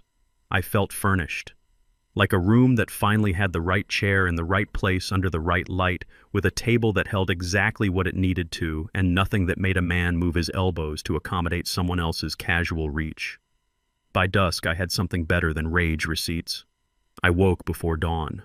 Not because I slept well those nights rarely granted me rest, but because habit pulled me out of bed the way it used to when Helen was alive. She liked the morning stillness, said it was the only time the world told the truth. I brewed coffee black, no sugar. The kitchen clock ticked loudly in the silence. On the table lay yesterday's paper folded open to the classifieds. Not for cars, not for jobs, those days were behind me, but for something else. Properties, auctions, sales no one bragged about. I wasn't looking for a home. I was looking for leverage. Daniel thought I was invisible. Marcy thought I was disposable. They all believed Walter, the retired postal worker, widower, quiet man at the edge of the table, was nothing but dead weight. They forgot one detail 35 years at the Postal Service had taught me: how paper trails work, how money leaves fingerprints, how property hides in plain sight. I sipped coffee, eyes tracing lines of fine print. One listing caught me: a storage facility auction on the outskirts of town. Abandoned units, contents unknown. I circled it with a pen, slow and steady, not because I thought I'd find treasure, but because places like that attract the desperate, and the desperate make mistakes. By noon, I was at the library. People don't use them much anymore, but libraries keep records that the internet buries. Property transfers, tax liens, quiet notices of default. I moved my finger down the microfilm reader, scanning names like a fisherman waiting for a tug. And there it was. Daniel's name. Not just once, twice, 3 times, attached to things he hadn't told me: a loan under his small contracting business, late payments on equipment leases, a delinquent tax bill. Nothing catastrophic yet. But together they painted a picture. He wasn't as solid as he looked raising that beer. I sat back in the stiff chair. For the first time in weeks, maybe months, I felt something close to satisfaction. They wanted me to disappear. But numbers don't lie. And numbers don't care if you're invited to the table or not. On my way out, I stopped at the reference desk. A young librarian with glasses perched low on her nose asked if I needed copies. Yes, I said. Every page with that name. Daniel Ross. She printed them out the machine, humming, spitting sheets warm into the tray. I slid them into a manila envelope, sealed it with a practiced hand. Felt like old times, sorting mail, protecting order. You doing some family history? She asked with polite curiosity. Something like that, I replied. She smiled without expecting more. I walked out into the afternoon sun, envelope tucked under my arm, the weight of it strangely comforting. That evening, I called an old acquaintance, Mark Barlow. We'd served together briefly in the Army before life pulled us in different ways. He'd gone into law. Small practice, nothing flashy, but he had a reputation for knowing loopholes others missed. He answered on the second ring. Walter Ross. Been a long time. Too long, I said. My voice carried no urgency, but he caught something in my tone. What's on your mind? Paperwork. Property. I need someone who knows how to read between the lines. He paused. Is this about your son? I didn't answer. Not directly. Silence can say enough. Come by tomorrow, he said. Bring whatever you've got. The next day, I laid the envelope on his desk. He thumbed through the documents, glasses slipping to the edge of his nose. Your boy's in deeper than he realizes, Mark said. These late payments, if the bank calls the note, he won't be able to cover. I stayed quiet. And this equipment lease, co-signed by his wife, means if he falls, she falls too. That stirred something in me. Not pity, not yet, but recognition. They tied themselves together so tightly, thinking they were untouchable. Mark leaned back. What exactly do you want from me, Walter? I chose my words carefully. I want options, legal ones. I'm not interested in breaking the law. But if there's a way to remind them of certain truths, I'd like to know. He studied me long enough to make me uncomfortable. Then he nodded. You always were a patient man. All right, I'll draw up a few scenarios. No promises, but let me work the angles. Driving home, I felt the old gears in my mind turning. I hadn't plotted in years, decades maybe. The last time I'd laid out a plan this deliberate was during my postal routes, figuring out how to shave minutes while still catching the swing shifts. But this was different. This wasn't about efficiency. This was about dignity. At a red light, I caught my reflection in the rearview mirror. Lines carved deeper than I remembered. Eyes tired but sharper than they'd been at that backyard table. The light turned green. I didn't rush. That night, I laid out the papers on my dining table, smoothing each page flat. I pulled a yellow legal pad from the drawer and began making columns: assets, debts, weaknesses, opportunities. Like I was back in the army preparing an operation. Helen's picture sat on the corner of the table. I looked at it more than once, searching her face. They think I'm finished, I said softly. But you know me better. The house creaked in the silence. 2 weeks passed this way. Quiet movements, library visits, calls to Mark. I didn't breathe a word to Daniel or Marcy. When Daniel did call, usually rushed, always surface level, I listened more than I spoke. He never asked what I was doing. That was his mistake. One Thursday, as I sorted through county filings, I stumbled on something that made me sit up straighter. Daniel had attempted to transfer partial ownership of a property, an old rental duplex, into Marcy's name, but the paperwork was incomplete, filed late, sloppy. It meant the title was vulnerable. I copied it, heart steady but mind racing.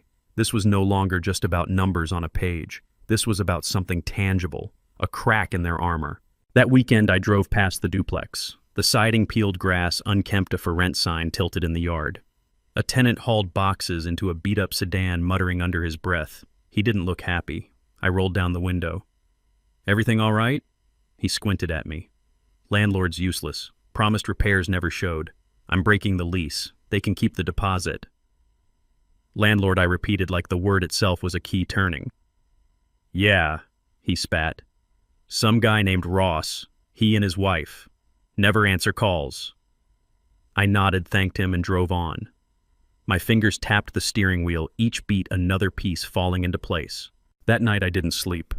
I sat at the dining table with the documents spread out, the smell of coffee stale in the air. My pen scratched across the legal pad. Step 1. Secure proof of negligence. Step 2. Track payment defaults. Step 3. Position myself not as a victim, but as a creditor. By sunrise, I had something resembling a plan.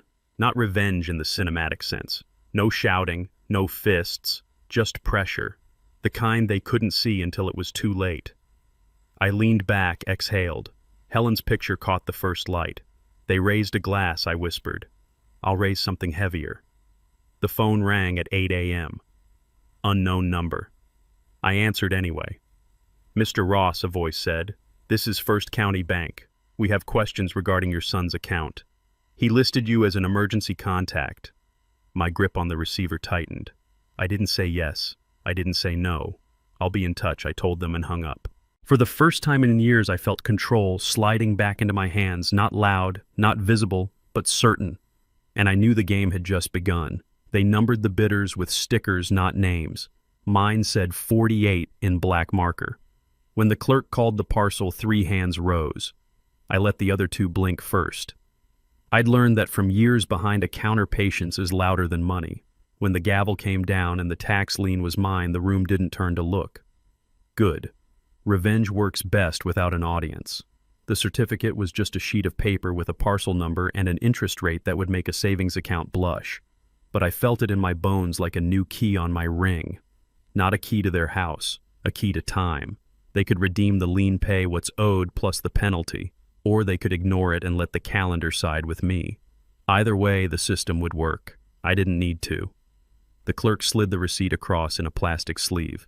Keep this safe, she said. I keep everything safe, I told her, and folded the paper into my binder like I was tucking in a child. 2 days earlier, I'd sat in Mark Barlow's office with coffee that tasted like decisions and a handout he'd printed from the county website. Every state does it a little differently, he said. Tapping the page, but the bones are the same. The county owes taxes, they sell the lien, the investor fronts the bill. Owner redeems, investor gets interest. Owner doesn't redeem, investor can start foreclosure after the redemption period lapses. He looked up. You sure you want to be that investor, Walt? I want to be the man who doesn't beg to be considered, I said. This doesn't have to end in foreclosure. It just has to stop ending with me apologizing for existing. Mark held my eyes a second longer than polite, then nodded. We'll keep it clean, he said. Nothing in the dark. Nothing in the dark, I repeated, because I meant it. I didn't go straight home after the auction. I drove to the duplex and parked on the far side of the street where the maples hid my car like old friends looking the other way. The bright orange paper from code enforcement flapped on the front door. Notice correct by date in block letters. I hadn't signed that complaint. I just dialed the number and told them what the tenant told me. Rotten stair tread, spongy bathroom floor, a soft spot under the kitchen sink that smelled like someone forgot to turn off the ocean. Anonymous tips get triaged, the operator had said. Safety issues get inspectors. I don't want to make trouble, I told her. You're making a report, she said, kind, without sugar. Trouble makes itself. Now the trouble was affixed to the door with tape strong enough to withstand a spring storm. A woman with a toddler on her hip stood on the stoop reading the notice like it might rearrange itself into something nicer if she held still. You the landlord, she asked when she noticed me watching. I shook my head. Just a man who knows what a soft floor does if you trust it too long. She shifted the child to her other hip. They told me they'd fix it last month. They told me a lot of things once I said. What they fix first tends to be the sign. She blew a strand of hair from her eyes. I don't want to lose my place. You don't have to, I said. The city wants you safe, not homeless. I kept my voice even. Advice sounds better when it isn't styled as salvation. Legal Aid Clinic on Elm does tenant consults on Thursdays. Ask for a repair and deduct packet. Bring pictures. Bring your lease. Bring the notice. She nodded, and for a second her shoulders dropped. Thank you, she said. Don't thank me, I said. Thank the code. Power doesn't look like much when you first lay it on a table. In my apartment that night, it looked like 3 pages, the lien certificate, the inspector's follow-up form the clerk had emailed me, and a copy of the Legal Aid Clinic flyer Lily had taken from the community board and left on my kitchen counter like a breadcrumb. Keys, accounts, house, silence. That old list still lived in my front pocket. I added 3 new words on a fresh line. County, code, calendar. Then I set down the pen and just let the room breathe with me. The kettle on the stove hissed like it wanted applause. I polished it yesterday. It didn't need it again. Shine wears longer than you think when you stop letting people handle your things with wet hands. The call came just after 7. A number I didn't recognize, but a tone I could have guessed, bright, brisk, sure of the room it was about to enter. Mr. Jennings, Tasha, at Broderick Realty. Quick heads up, we had to postpone an open house at your son's property. Some unexpected inspection notes. Normal stuff, you know, buyers, market, sellers, repair, everybody smiles. We will, however, need to update the listing. City doesn't love aging parent suite as a marketing phrase. She laughed like we were co-conspirators cleaning up a harmless prank. Can you believe it? Yes, I said. I can believe it. She bristled at my calm. People who sell enthusiasm as a product prefer conversation that moves at their own tempo. We'll get it sorted, she assured me. Just some scuffed paint and a few squeaks. Squeaks, I said. It's a good word in the mouth when you mean the floor that gives under your weight. If you hear anything in the neighborhood, send folks our way, she added cheerfully. Open houses work best when I won't be sending anyone your way, I said. Good luck. The line went silent for a beat. Right, she said finally. Have a great evening. I will, I told her and hung up. Friday morning, I taught my first class at the community center, Budget Basics for Adults Over 50, printed in black on a whiteboard that had forgotten half of last week's markers. 10 people sat in folding chairs and looked at me like I was going to ask them to confess their sins. I asked them for their calendars instead. We budget time before we budget money, I said, because money obeys whatever schedule you've already promised to other people. An older man with work-roughened hands raised his hand halfway. What if your schedule is already written by your daughter-in-law? We draft a new one, I said. I know a lawyer who can help with the legal parts. I can help with the math. A woman at the back dabbed her eyes when I showed them how to label a 3-ring binder control and put copies of everything important into it in sleeves you could see and touch. If you leave your life up to the cloud, I said, your children will change the forecast. Someone laughed dry, real, and the room changed temperature. During the break, a woman in a beige cardigan lingered. She had the kind of smile people develop when they've learned to apologize by default. My son has a power of attorney, she said in a whisper. He says it's just easier. He's busy. Revoke it if it makes you smaller, I said. Split medical from financial. Keep your life. She looked at my hands, at the way I held the dry erase marker like a pen that had signed enough. You did this, she said. I'm doing this, I corrected. I didn't notice Marcy's mother until the end. She was in the last row, sunglasses on top of her head like a hat she wasn't sure she'd need. She didn't raise her hand. She didn't speak. She just watched me draw a budget that began with a category most people leave off: dignity. When the class was over, she left without saying hello. Some people enter through other doors. At noon, my phone buzzed with a text from Lily. They posted the notice on the house. Mom is furious. Dad says it's city overreach. She added a sketch of a house with legs walking and under it overreach in block letters. 16-year-olds understand satire better than city councils do. Eat lunch, I typed. Bring the good pencils on Sunday. The binder wants company. She sent back a heart and the night piece from her earlier drawing, this time mid-stride. Saturday, at the farmer's market, I saw Daniel before he saw me. He stood by the mushroom stall, phone tucked between shoulder and ear, nodding at a man who was all cufflinks and smile. He looked thinner around the mouth. Stress subtracts from the face first. I stepped into his sight line. He stiffened, cut the call short, and put on the son voice for public use. Hey, Dad. Daniel, I said. I looked at the mushroom's lion's mane shiitake, too fancy for my pan, and then at the lines around his eyes that he hadn't earned so quickly when he was 8. We should talk, he said, privately. We are, I said. It's the only kind of talking I'm doing these days. He leaned in. Did you call the city?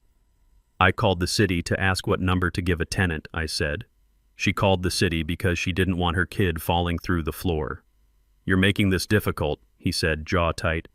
I'm making it accurate, I said. Again. He laughed once, sharply. I heard you bought a lien on the duplex. He made lien sound like a slur. You heard, I said. It wasn't a question. Why, he asked. Why do this? He gestured at the air like he could draw a picture of me that made more sense to him than I do. Because you keep acting like paper is something that happens to other people, I said. And because interest is a teacher I respect. He shook his head. This is petty. This is precise, I said.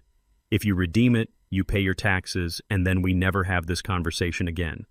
If you ignore it, the calendar writes a letter you'll have to open. Is this your way of getting even? He asked louder now. No, I said. This is my way of getting equal. The mushroom man pretended not to hear us. The couple at the honey booth decided suddenly to compare labels. Daniel lowered his voice. We were going to bring you in, he said, for the sale. We just timing. You brought me in, I said. At the party when you raised your glass to a family without a chair for me. Consider this my RSVP. He looked past me over my shoulder as if scanning for someone who might intervene or applaud or translate me into a version of myself he could use. No one came. I'll fix it, he said finally. The notice. The taxes. He waved toward the air where my binder would be if I were the kind of man to carry it to a farmer's market. All of it. Good, I said. That's what adults do. He took a breath like he was about to say something kind and useful, then didn't. See you, he muttered and walked away. He would or he wouldn't. Either way, the calendar had my side. The letter from Evelyn came on Monday. Trust executed, notarized, and recorded. The envelope contained a single extra copy of the clause I'd underlined 3 times. No beneficiary shall be entitled to any distribution by relation alone. She'd tucked a post-it on it that read, "This sentence is how men like you sleep."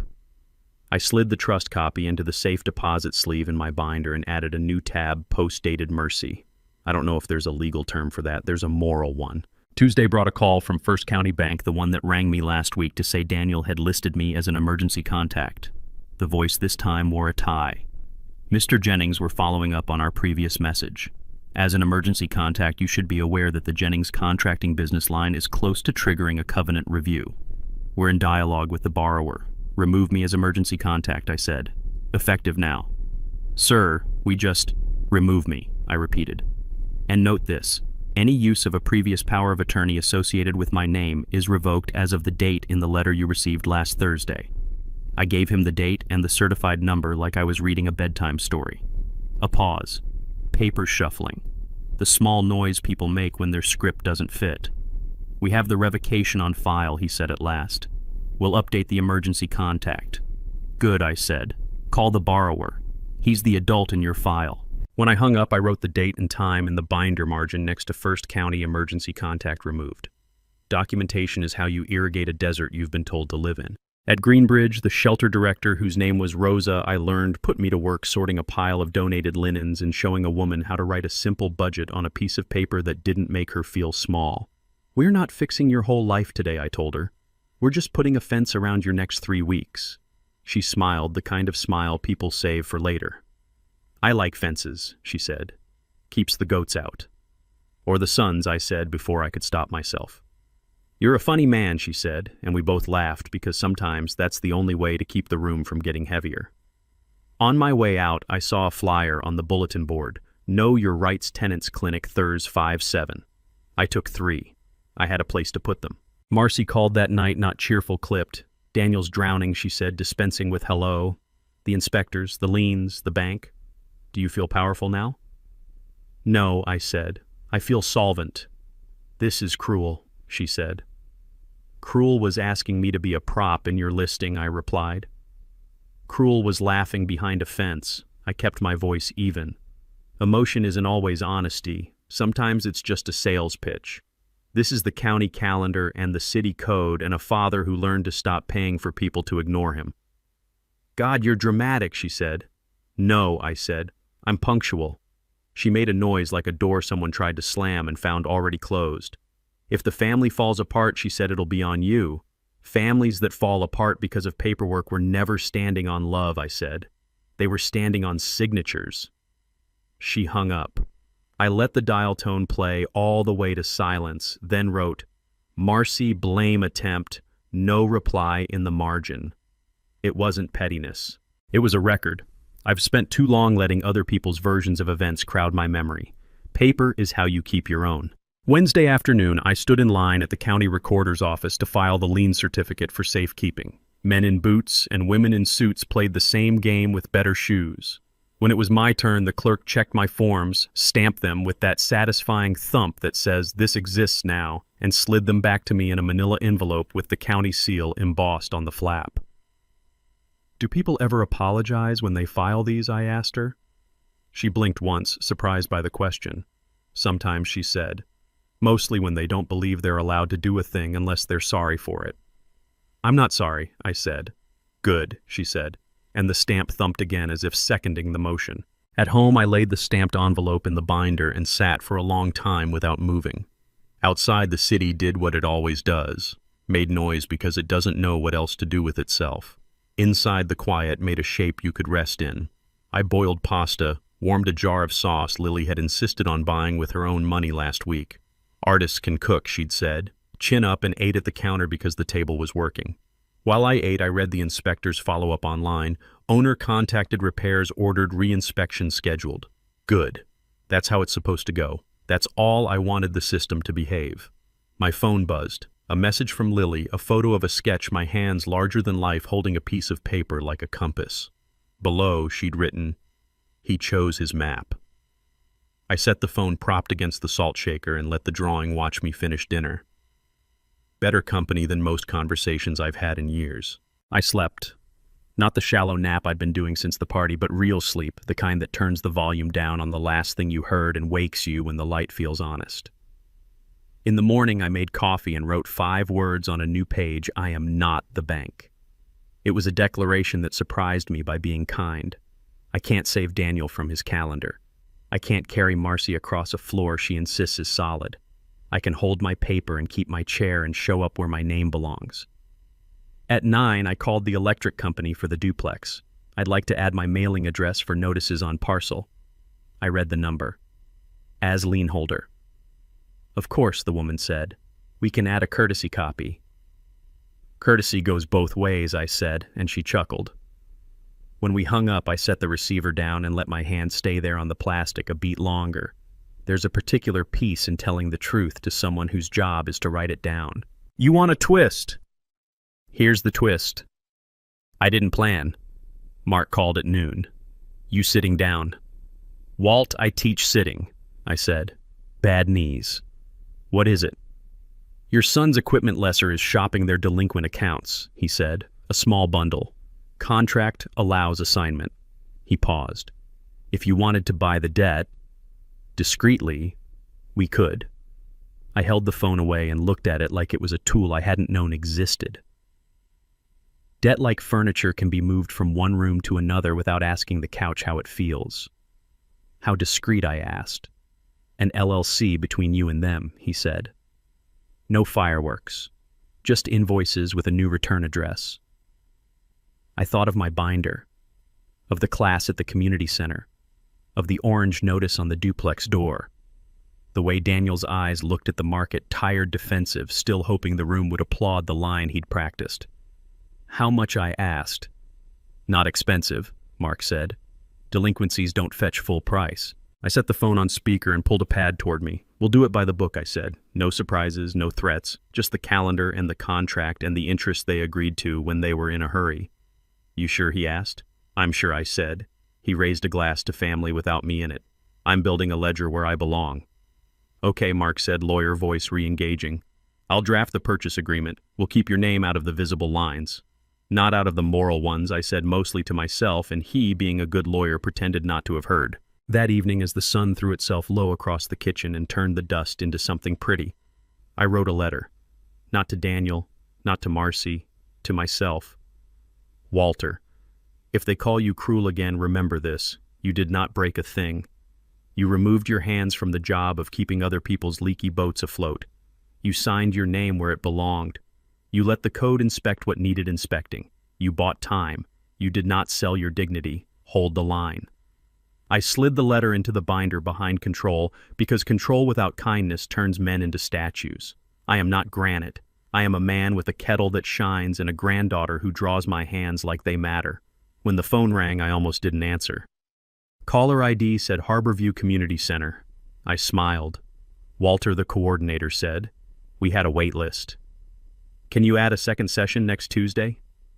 Yes, I said. I can sit twice. I hung up and looked at the chair by the window. It looked back like it was proud of its job. Outside, somewhere across town, a contractor answered the phone and heard a new voice on his delinquent account say the word "do" like a hymn. Inside, the kettle cooled, the binder breathed, and I stood at the counter and ate a slice of toast with jam. Lily said tastes like ink. It does a little. Sweet, dark, honest. The voice on my answering machine had the softness of a razor.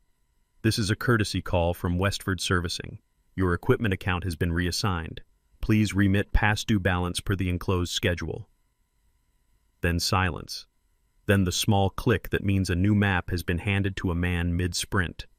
I let the message play again while the coffee dripped. It wasn't my voice. It wasn't Mark's. Servicers are trained to sound like weather-neutral inevitable. A second later, my cell phone vibrated hard against the countertop. Daniel. I watched it tremble to his urgency and let it go to voicemail.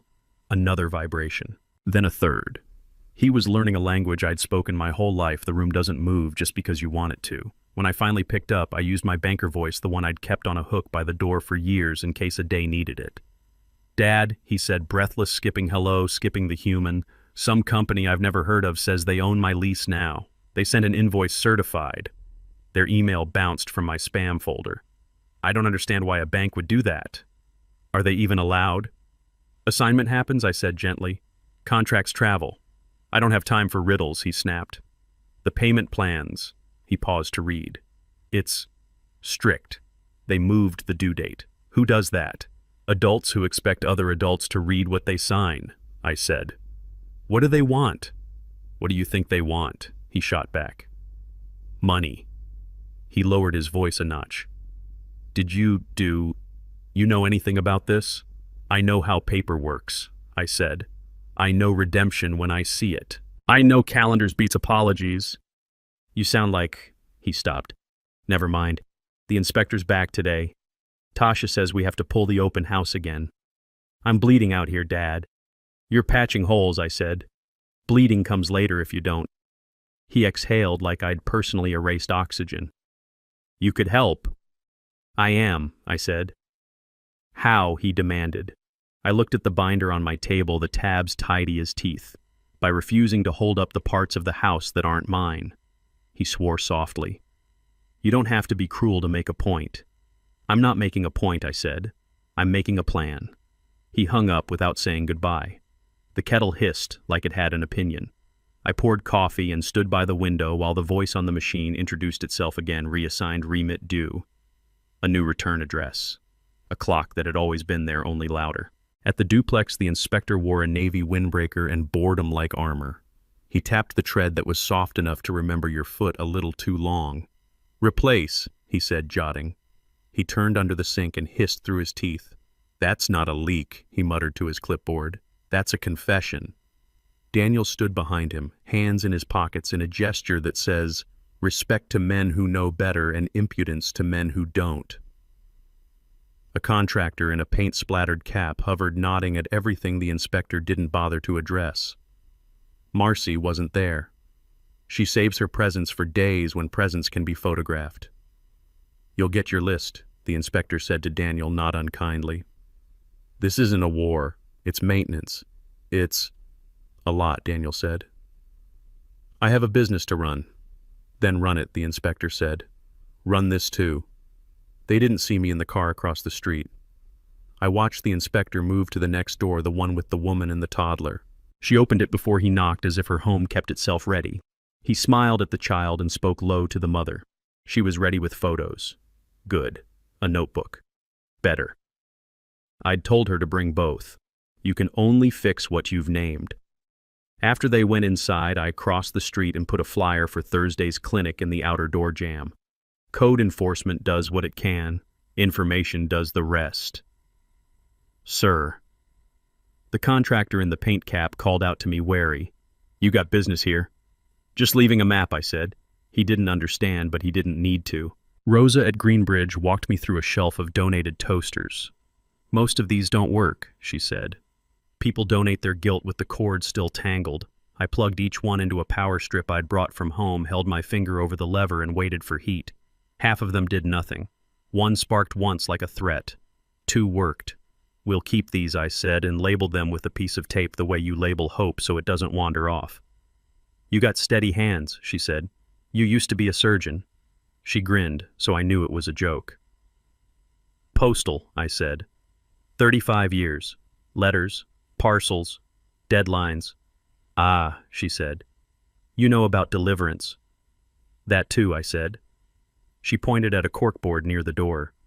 We put your class flyer up, she said. It filled. You're popular. The way she said it was without envy or surprise.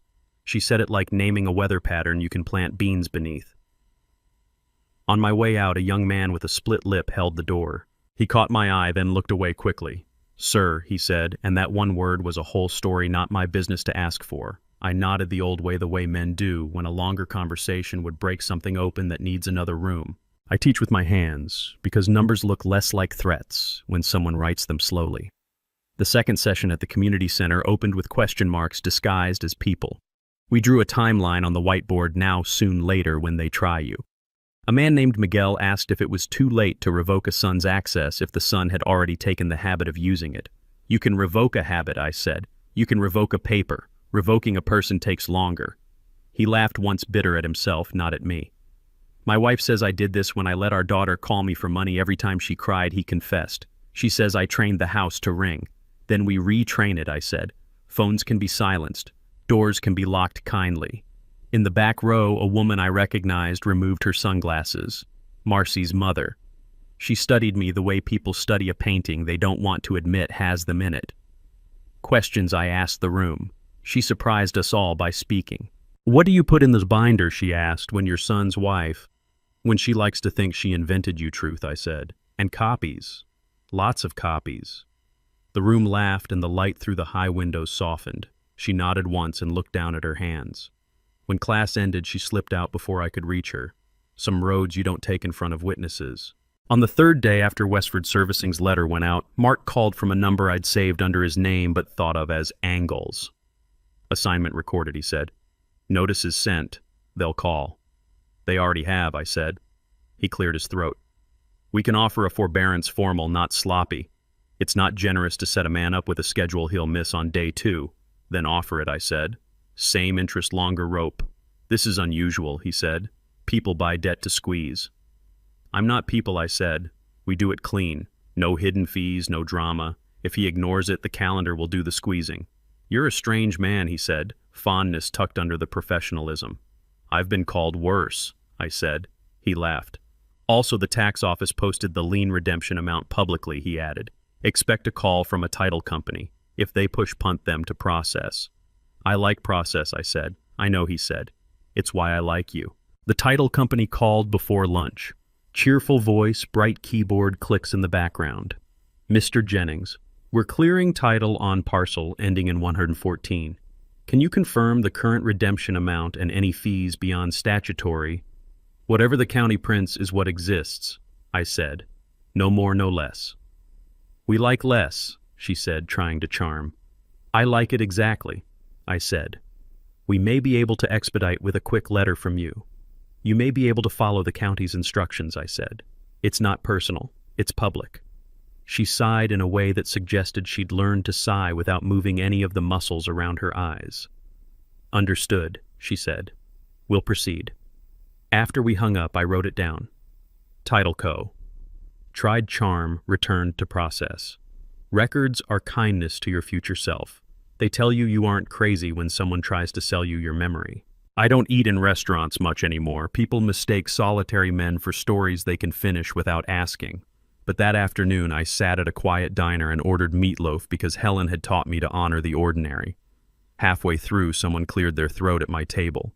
I looked up to find the realtor Tasha wearing an apology like perfume light, expensive but obvious. Mr. Jennings, she said. Do you have a minute? Sit, I said. But don't sell to me.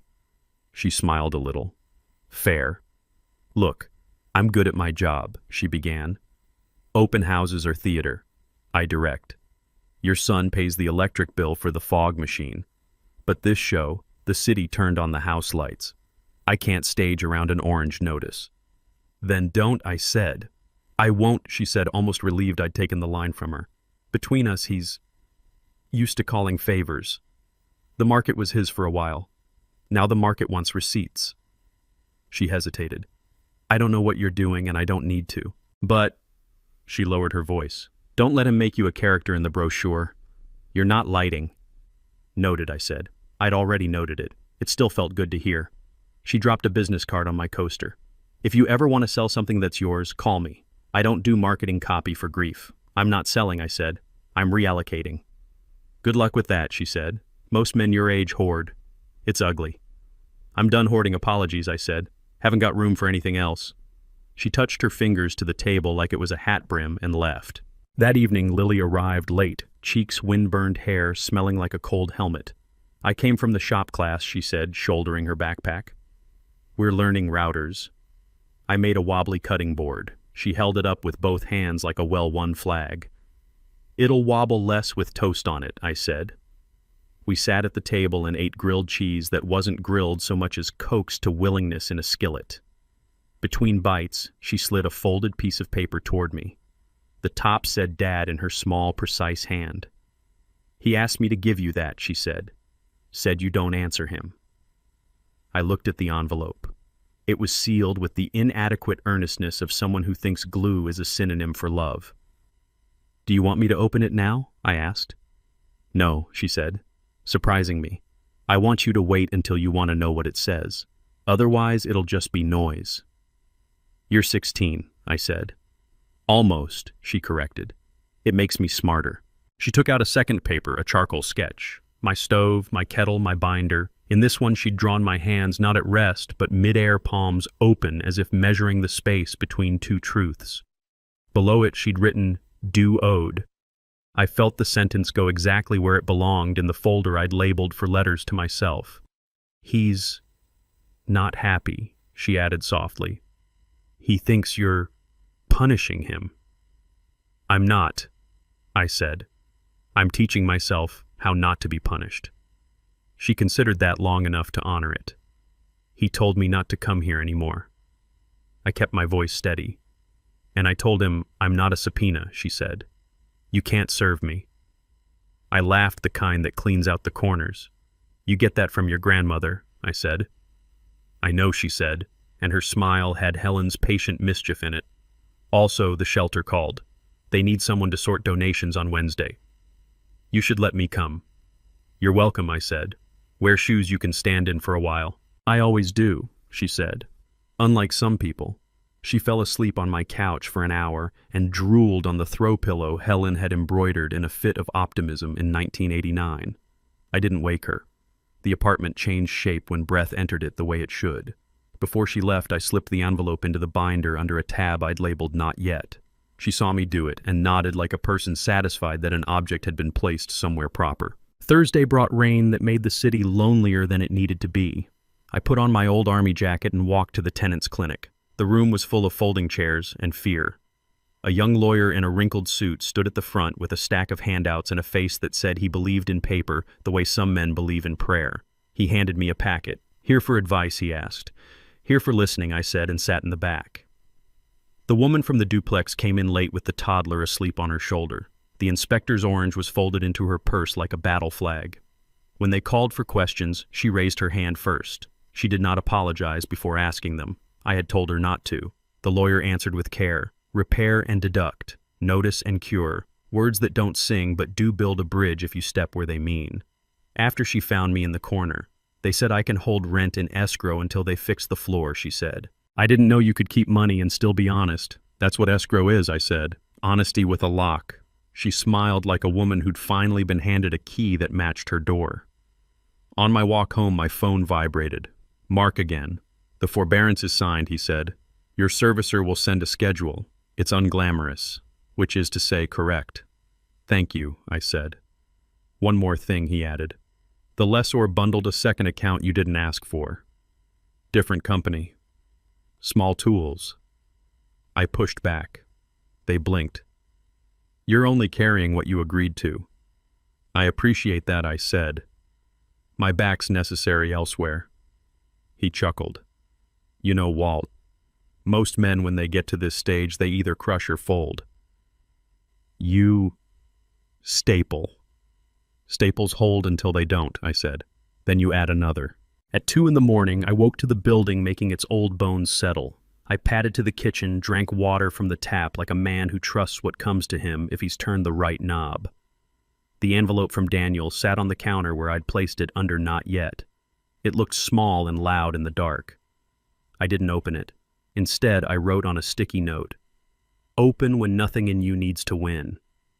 Then I stuck it to the flap and went back to bed. Sleep arrived quickly because the day had been properly exhausted. Friday was not dignified. Daniel pounded on my door at 9:00 the way men knock when they hope the hall will testify they tried.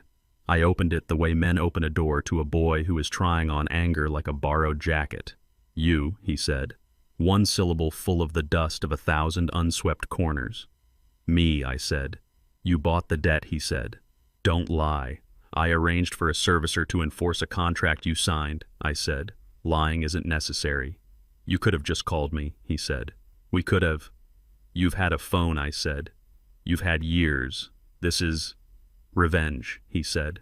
But even he didn't believe the word in his mouth. This is clarity, I said. Clarity looks mean to people who have benefited from fog. You're killing me, he whispered. I'm refusing to die for you, I said. There's a difference. He leaned on the doorframe the way you lean on a fence you once laughed behind. You raised me to be better than this, he said, trying one last script. I raised you to know the cost of things, I said. And that cost, Daniel, includes attention. He swallowed and nodded once like a man who hears a verdict he suspected. Fine, he said. I'll pay. I'll fix. I'll sell. Well, he stopped. But don't expect I don't expect, I said. It's why I sleep. He took a step back. For a second I saw the 8-year-old under the stubble, the one who named the maple branches and believed roofs were permanent. Then he was 42 again and exhausted and angry at someone who wouldn't rebuild his boat while he complained the boards were heavy. "Close the door," he said, and it was almost a plea. "I will," I said, gently. When the latch caught, I stood with my palm on the wood a second longer than a man needs to, and I let something leave me. I hadn't earned the right to keep the fantasy I could still be both his father and his scaffold. I cannot be both. I chose father. It's the only job I ever wanted anyway. I walked 3 blocks to the credit union where Trina knows me by the exact amount of my smile. "Morning, Mr. Jennings," she said. "We got your confirmation letters back from the brokerage and the insurer."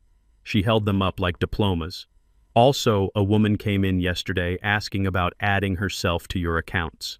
We followed your profile, declined. We also made a note." Who, I asked, though I already knew. She read the name. Not Marcy. Her mother. "She's thorough," I said.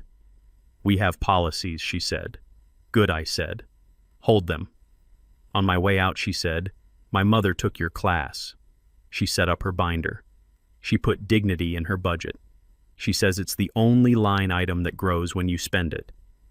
"Your mother's right," I said. "Most mothers are." At home, I opened the binder and slid the credit union confirmations next to the trust copy. Then, for the first time since the party, I did something without paper. I took Helen's kettle off the stove and made the tea too strong and drank it too fast. It burned a little. It felt like a correction.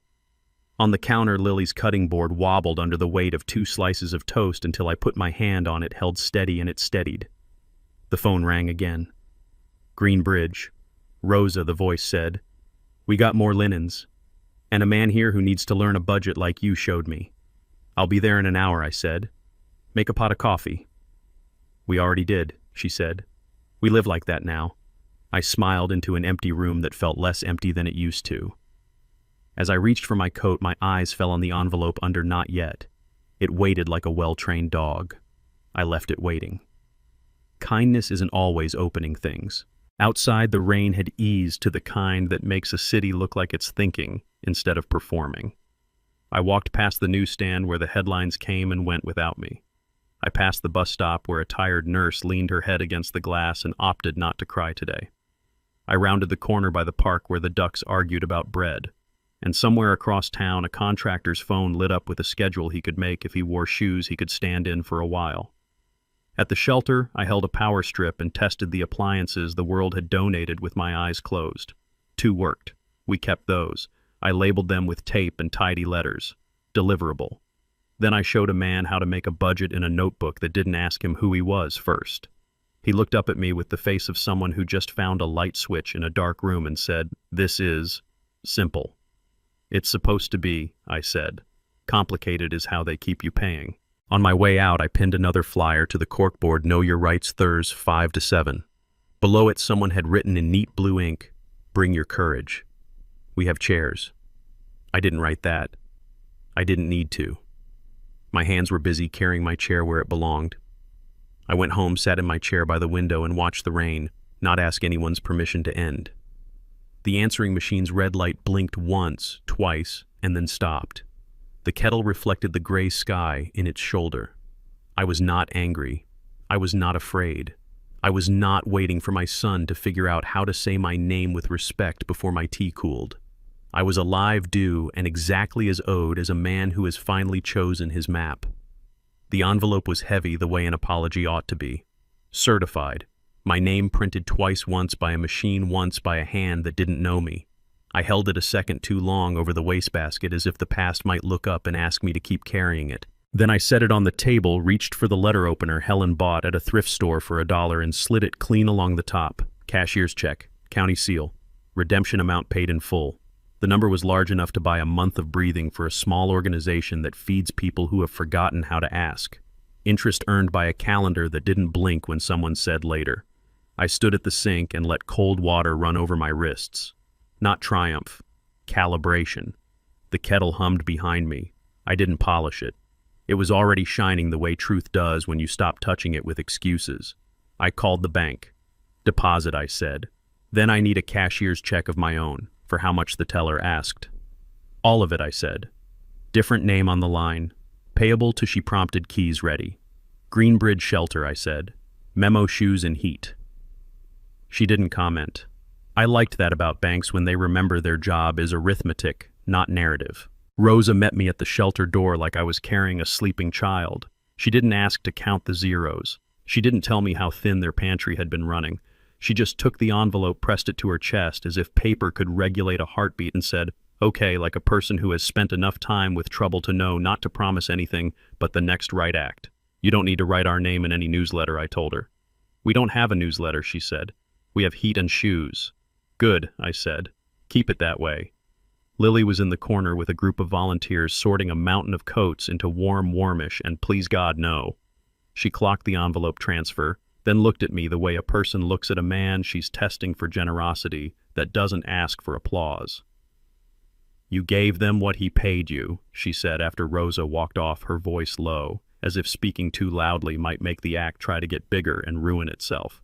"I gave them what the calendar paid me," I said. "He just ran the timer."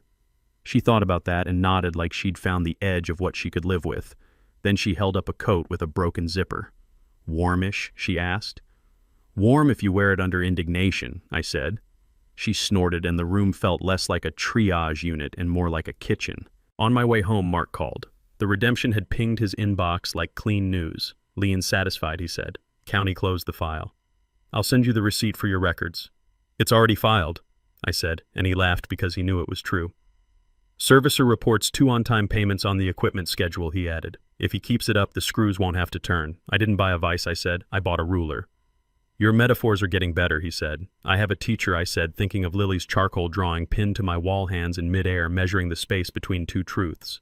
"You may get a call from a lender," Mark warned. "Title companies have cousins. They'll want favors you don't owe." "I only pay my invoices," I said. "No cousins." "Attaboy," he said. "Call me if anyone tries to make you their plot twist." The first knock came just before supper. 2 short, 1 long, the rhythm of people who like to arrive like they already live in your hallway. I opened the door to find Marcy's mother, Pearl's pressed lips, the posture of a woman who has been complimented for being difficult in all the wrong rooms. "Mr. Jennings," she said, "do you have a minute?" "You already took it," I said. "Come in." She didn't sit. She stood in the center of my small living room and examined it like a judge deciding whether to sentence or suspend. Her eyes landed on the binder on my table. She didn't mask her disdain. "You make everything so official." "It reduces confusion," I said. "And begging." She exhaled like smoke. "We need the house to sell," she said. "Inspections code, whatever crusade you're on, enough. Your grandchildren." "Don't use them as garnish," I said. She blinked, recovered. "Marcy is under strain. Daniel is not well. You win, perhaps. Now call off the dogs." "There are no dogs," I said. "There's a county inspector and a calendar, and me refusing to be handled." She stepped closer. "My daughter is not your enemy. She is not my anything," I said. "That's the problem." She stared at me a long beat too long. Then something unexpected happened. The set of her jaw softened as if the role she'd been memorizing for years no longer fit. "I went to your class," she said, dropping the performance half an inch. "I saw you," I said. "Back row." "I thought you'd be sentimental," she said. "You weren't. You were practical. You put dignity in a budget like it was a line item that could be funded on purpose." She looked at my hands. "I was not taught that." "You were taught to manage donors," I said. "Not to be one." She smirked, not unkindly. "You're good at this," she said. "Words. Better at fine print," I said. She pulled a folded paper from her purse and placed it on the table. An old email chain, open house staging notes from Tasha to Marcy to her. Aging parent suite, soft lighting, quilt-framed family quotes. A line Marcy's, "We can borrow Walter's old photo. He won't know." A smiley face reply from the Pearls across from me. Then a newer line later after my class gnome. "Lose that copy. Too cruel." "Why are you showing me this?" I asked. "Because I want to stop being a woman who says yes to ugly things," she said. "And because I can count." "You're smarter. I prefer my grandchildren to see what that looks like." She reached into her purse again and set down a small flash drive. "The backyard," she said. "A neighbor's security camera caught audio by the fence. It's the sentence you heard." And the laugh. She paused. It is unflattering to us. I don't need it, I said. You may, she said. Later, when everyone insists they were kinder than they were. She slid the drive toward me with 2 fingers the way you push a glass across a table when you've realized you shouldn't drink it. I'm not going to use it, I said. Use is not the only reason to keep a record, she said and turned to go. At the door she hesitated. For what it's worth, she said, my daughter thinks she is protecting her family when she learns how to erase the inconvenient. She looked back at the binder. I am trying not to be her mother. I didn't say what rose in me that we raise each other by accident as often as on purpose. I just nodded like a man who has learned that when someone takes a step toward the truth, you don't ask them to sprint. When she left the room felt bigger. Not because she'd taken up space, because she'd left some of hers behind. I didn't tell Mark about the flash drive. I didn't tell anyone. I slipped it in the binder under history and wrote a note in the margin. Keep as thermometer, not a knife. Dinner was eggs and toast because I teach a class on budgets and I'm not a hypocrite. The phone vibrated once against the table and then stopped. Daniel. I let it stop. Later, the answering machine blinked. Tasha cheer-balanced. We were back on for an open house repairs underway, the orange gone from the duplex door for now. I won't invite you, she said, a smile in her voice, because you'd hate it. But you should know we took family out of the copy. We're trying light, quiet history. You're welcome. Thank you, I said to an empty room. The second letter waited under not yet like a relieved dog. Lily had delivered it 2 nights ago, his handwriting on the front, the same loose scrawl that once labeled a box of Lego Sky because he ran out of B. I touched the sticky note I'd written open when nothing in you needs to win and tested my pulse against it. Not fast, not slow, steady. I opened it. Dad. I don't know how to do this. I don't know if this is even the right tool. You won't pick up, and when you do, you sound like a bank instead of my father, and maybe that's the point. Yes, I laughed. I hate writing that. I heard the sentence and I laughed at the wrong thing, the room. The feeling of being in control of a whole scene.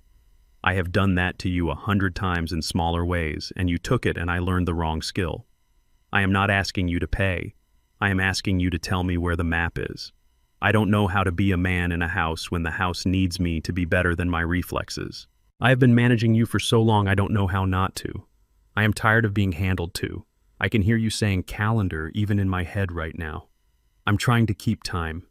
Help me by not letting me call you when I want to be rescued instead of taught. I'm sorry. I hate that word because it doesn't fix anything. I am writing it anyway because it's the only word I have that isn't a negotiation. I put the letter down and let the lamplight sit on it until the ink looked dry again.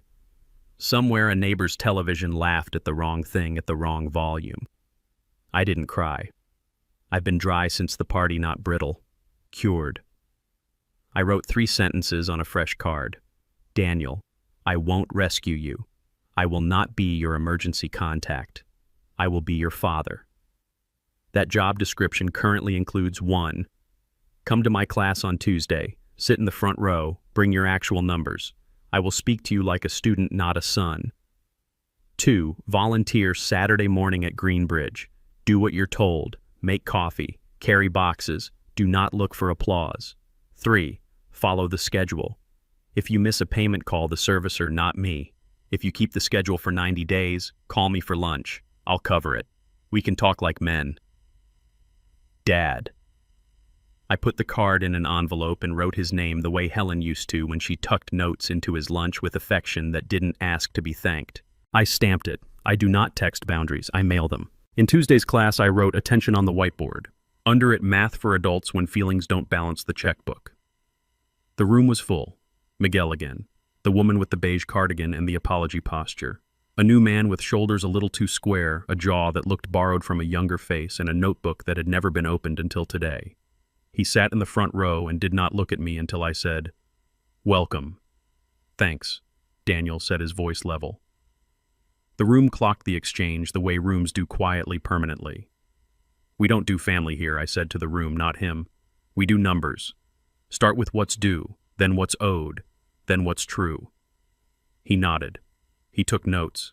He asked one question, a real one, not a performance. "When I assigned homework, bring 3 bills and 1 habit. We'll cut 1 and pay 3. He wrote it down like he intended to try. After class, he waited for the room to empty. "I'll be at the shelter," he said. "I can make coffee." "You can carry boxes," I said. "Rosa hates my coffee. She won't drink yours." He smiled then, small wry like a man recognizing a family trait he can stand to keep. "Okay," he said. "Boxes." Thursday. Tasha's open house went forward without me.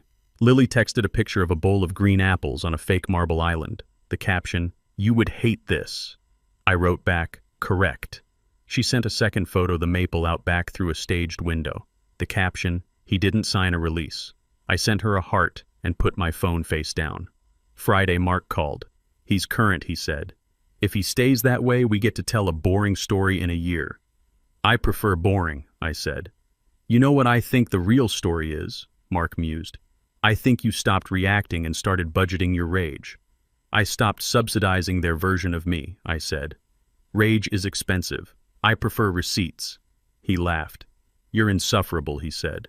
"I mean that kindly." Saturday at Greenbridge, I arrived to find Daniel already there, sleeves rolled, sweat at his temples, carrying a box of canned beans like penance. Rosa clocked me, and handed him a mop. "Do you know how to use this?" she asked. "I can learn," he said. "Good," she said. "We love learners." He didn't look at me while he worked. I didn't look at him while I sorted a stack of mismatched sheets into Clean Wash again and returned to sender with gratitude and a suggestion. Lily stood between us 2 steps to the left, teaching a woman how to thread a machine that had seen too much action to be called portable anymore. A man came in with a black eye and a toddler. He asked if we had formula. We did.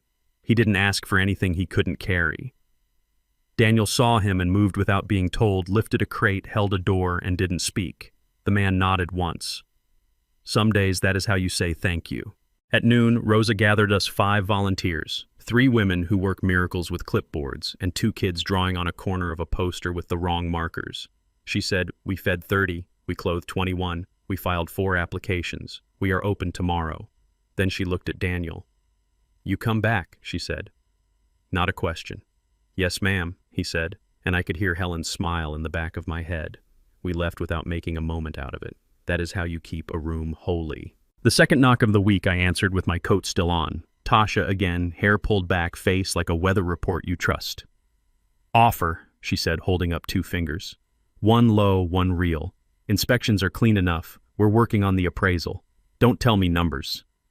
I said. "I won't," she said. "But you should know an older couple. No kids. They like the maple."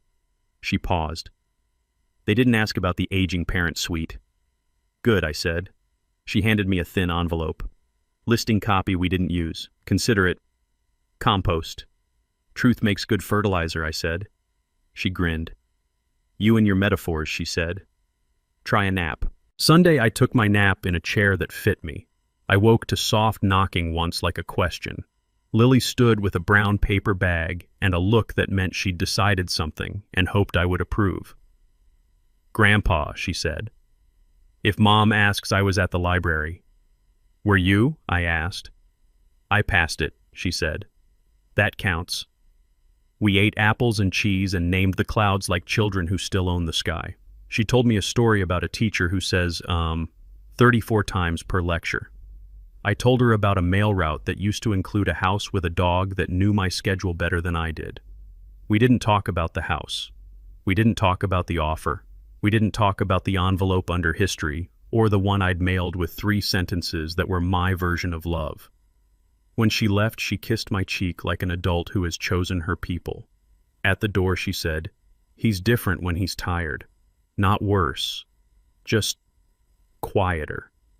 She meant her father. She meant possibility. People can stop pretending I said. Sometimes that's all different means.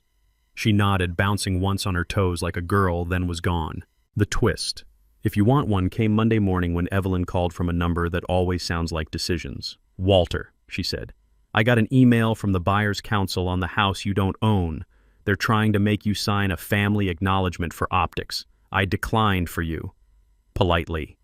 "Thank you," I said. They also asked if you would write a charming note about memories to put in a showing binder. She added a smile under her words. "I'll write a note," I said. "But not for a binder." "Who's it for?" she asked. "Greenbridge," I said. "I'm going to include a check every month for a year. Post-dated Mercy.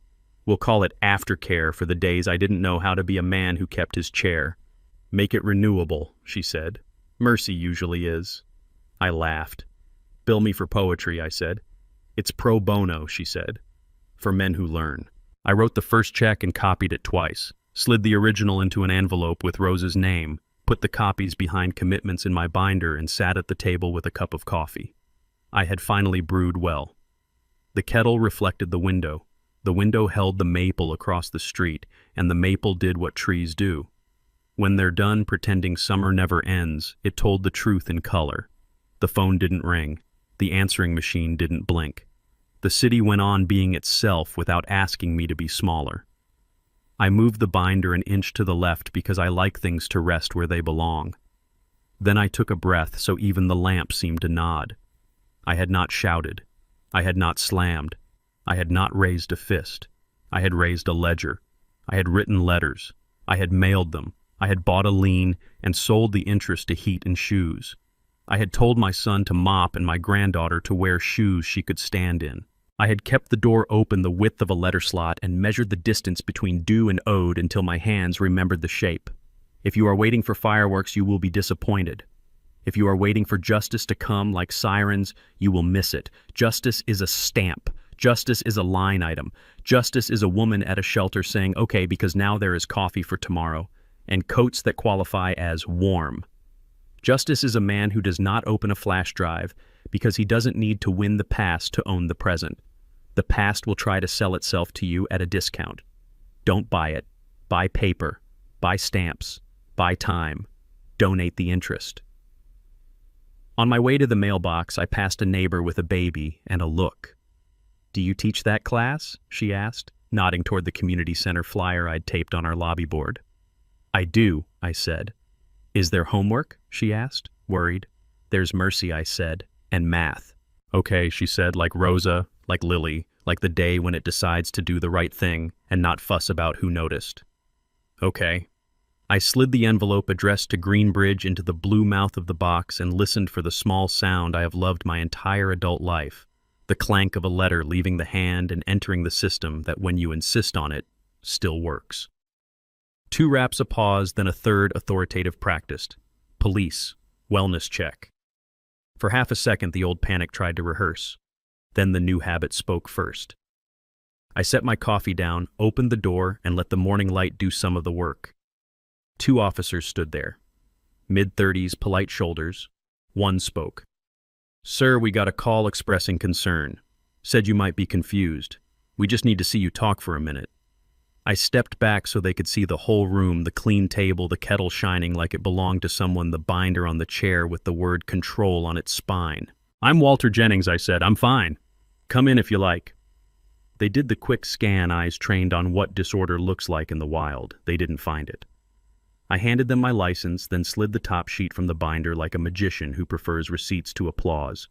Revocation of durable power of attorney. Date-stamped letter from the bank acknowledging receipt, healthcare proxy with a different name on it in case my body stops returning my calls. "I'm not confused," I said gently. "I'm just busy." The younger one met my eyes with something like relief. The older one glanced at the paperwork the way a carpenter checks a level. "Looks in order, sir," he said. He cleared his throat. "We can't disclose the caller." "You just did," I said softly. He exhaled. "If you'd like to note anything for the record." I took the pen and printed tidy letters on the clipboard he offered. Unwarranted. The room is in order. Binder on the table. Coffee unburnt. Caller mistakes. Quiet for crisis. I signed. They smiled despite themselves. At the door, the younger one hesitated. My mother took a class at the center with a budget and a binder. She said a man put dignity in the spreadsheet. "You." "Maybe," I said. "She sleeps better now," he said. "Me too," I said. They left the hallway calmer than they'd found it. I watched their backs and thought people assume wellness is something you measure with a flashlight. Sometimes it's a sharp little stack of paper that says, "I belong to me." I called Evelyn. "False wellness check," I said. Binder and coffee prevailed. "Of course they did," she said. Do you want me to send a letter to the department? A polite note that says, "This address is not a hobby." Yes, I said. Please include the phrase, "pattern of vexatious reporting," even if we don't need it yet. Paper deters. On it, she said. And Walter, buy yourself something petty today. A pastry, a plant. Reward the part of you that stayed seated. I already have a plant, I said. It thrives under modest attention. That's you, she said, and we hung up before the moment tried to turn into something it couldn't support. By noon, Daniel's text arrived. Did you call the cops on yourself to make a point? He doesn't know how to be facetious without telling on himself. I didn't answer. Then a second mom said she was worried. I didn't call. Then a third before I could put the phone face down. Are you okay? Yes. I sent one word. It is astonishing how heavy a single syllable can be when it stops being a door and becomes a wall that holds the roof up. The title company tried again that afternoon. Cheerful voice keyboard clicks. Mr. Jennings, we're preparing closing packets. We have a courtesy letter for you to sign, just says you're aware of the sale and wish the buyers well. I don't sign courtesies, I said. Send flowers to yourselves. A paralegal attempted charm. It would mean a lot to the family. It already does, I said. Good day. I wrote it down in the binder margin. Closing no optics, only deeds. Then I went to the dry cleaner because shirts are easier than suns and a pressed collar reminds a man how to carry his head. On the walk back, I passed the hardware store. In the window, a small brass mail slot sat in a display like it were auditioning for a door. Helen would have called it handsome. I bought it not for my address. For an idea. At Greenbridge, a woman at the desk had a bruise that wasn't ready to be discussed. She scanned my check, the first of the monthly aftercare, and didn't pretend not to cry. This will keep the lights on after 8, she said. Sometimes the worst things happen at 9. I remember I said and surprised myself because I hadn't planned to say it. Remember what she asked. A winter, I said. Pre-Helen. When I carried a version of myself into a room and asked for a blanket without telling anyone the real thing I needed. I kept my voice even. A woman with a clipboard looked at me like I was still a person. She didn't fix me. She showed me where the coffee was. I touched the check. This is payment on that cup. She pressed her palm to the paper like it might slide away if she didn't hold it. Then we're even, she said. Except we never are. Come Tuesday, we'll put your class on the board again. Lily waved from a mountain of towels. You're late, she said. I had police, I said. She lowered her voice. Grandma would have sat them down and fed them pie while she taught them how to knock. She would have, I said. We stacked towels into dry, still, damp, and somehow sad. The last category is where fabric goes when it smells like a story no one should have to tell. We washed those twice. When I got home, the brass mail slot gleamed on my table like punctuation. I wrote a note and slid it through just to see a paper vanish into the possibility of being received. It clanked onto the floor. I smiled. Then I set the mail slot aside for later. I knew exactly where it would live. I wasn't ready to mount it yet. Some good ideas need to ripen in a room so the room can agree. The answering machine blinked. Tasha again. Offer accepted, she said. Appraisal reasonable. We're moving toward closing. Buyers asked to keep the maple if possible. I told them trees are stubborn. We are not in charge. Thank you, I said to no one. Daniel left a voicemail late. The inspector passed us. We're clear. The appraiser called the maple an asset. You win that one, Dad. It was not a competition, but it felt like a win. Not mine. The trees. Saturday morning came with a handwritten letter in my mailbox. The buyers. Their names were Alan and Ruth. The stationery smelled faintly of lavender, like Ruth had left it on a dresser that had seen 3 generations of folded sweaters. Mr. Jennings, we are buying a house that you painted with your wife and raised your son in. We wanted you to know we won't be flipping it. We are not upgrading. We are retreating into it. We will not cut the maple. We will feed the yard. If you have any small instruction for the house, a trick door or a window that needs patience, write them. We'll listen. A and R.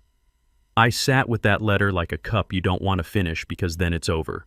I wrote back, Alan and Ruth. The back door sticks in July. Don't force it. Run cool water on your wrists, then try again. The small bedroom was happier when we put the bed on the east wall. The attic sings in the wind. It's not dangerous, just honest. The maple wants a light prune in late February. Don't name the branches unless you're willing to keep the names. Leave a broom by the front closet. Sometimes a house likes to see you care even when company isn't coming. Welcome home. I stamped it and walked it to the box myself. When I dropped it, the sound it made was the old beloved clank of a life proceeding. Week 2. Daniel showed up at Greenbridge on time. Rosa gave him a list like she'd given him a small, difficult dog and told him to walk it until it learned its name. He did not complain. He learned where the bulk flower lives and how to ask for help without using the word help. He said yes, ma'am, to a woman 20 years his junior who runs the kitchen like an orchestra and doesn't play soup off-key. During a break, he stood next to me by the sink and washed his hands longer than hands needed to be washed. I can't stop thinking about that day, he said, not looking at me. The line, the laugh. He dried his fingers on a towel and put it back exactly where he found it. I tried to remember when I learned that trick playing to the room. I think it was college. Easy laughter keeps friends. Or I thought it did. Turns out it keeps you empty. I didn't rescue him from the thought. He stayed where it hurt long enough to deserve the next breath. He took it. Lily drew a thing, he said, smiling. A chess game with 2 pieces winning. I know the one I said. I keep it in my desk, he said. Under the bills. It tells me I have moves. You do, I said. They're boring. That's how you know they're right. He laughed genuinely quietly. It sounded like a room finding its rightful size. On Thursday, the phone rang with a number I didn't recognize. A voice I did. Marcy. Polite strained the cadence of someone who has put on sincerity without checking the mirror. I want to make things right, she said. Good, I said. Start with the police. She paused just long enough to calculate the cost of honesty. I called, she admitted. You weren't answering. Daniel was not okay. I thought maybe you'd done something. I made coffee, I said. Congratulations, she snapped, then modulated herself. I am trying to... You are managing optics, I said. Different skill.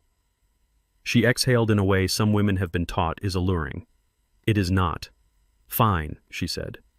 I am who I am, but I won't be painted as cruel. You asked a room why I was still alive, I said. That isn't paint. That's audio. A beat. You kept that? No, I said. I keep paper. Someone else kept the sound. I haven't listened. I don't need to. I already heard it. She recovered quickly. She is good at that.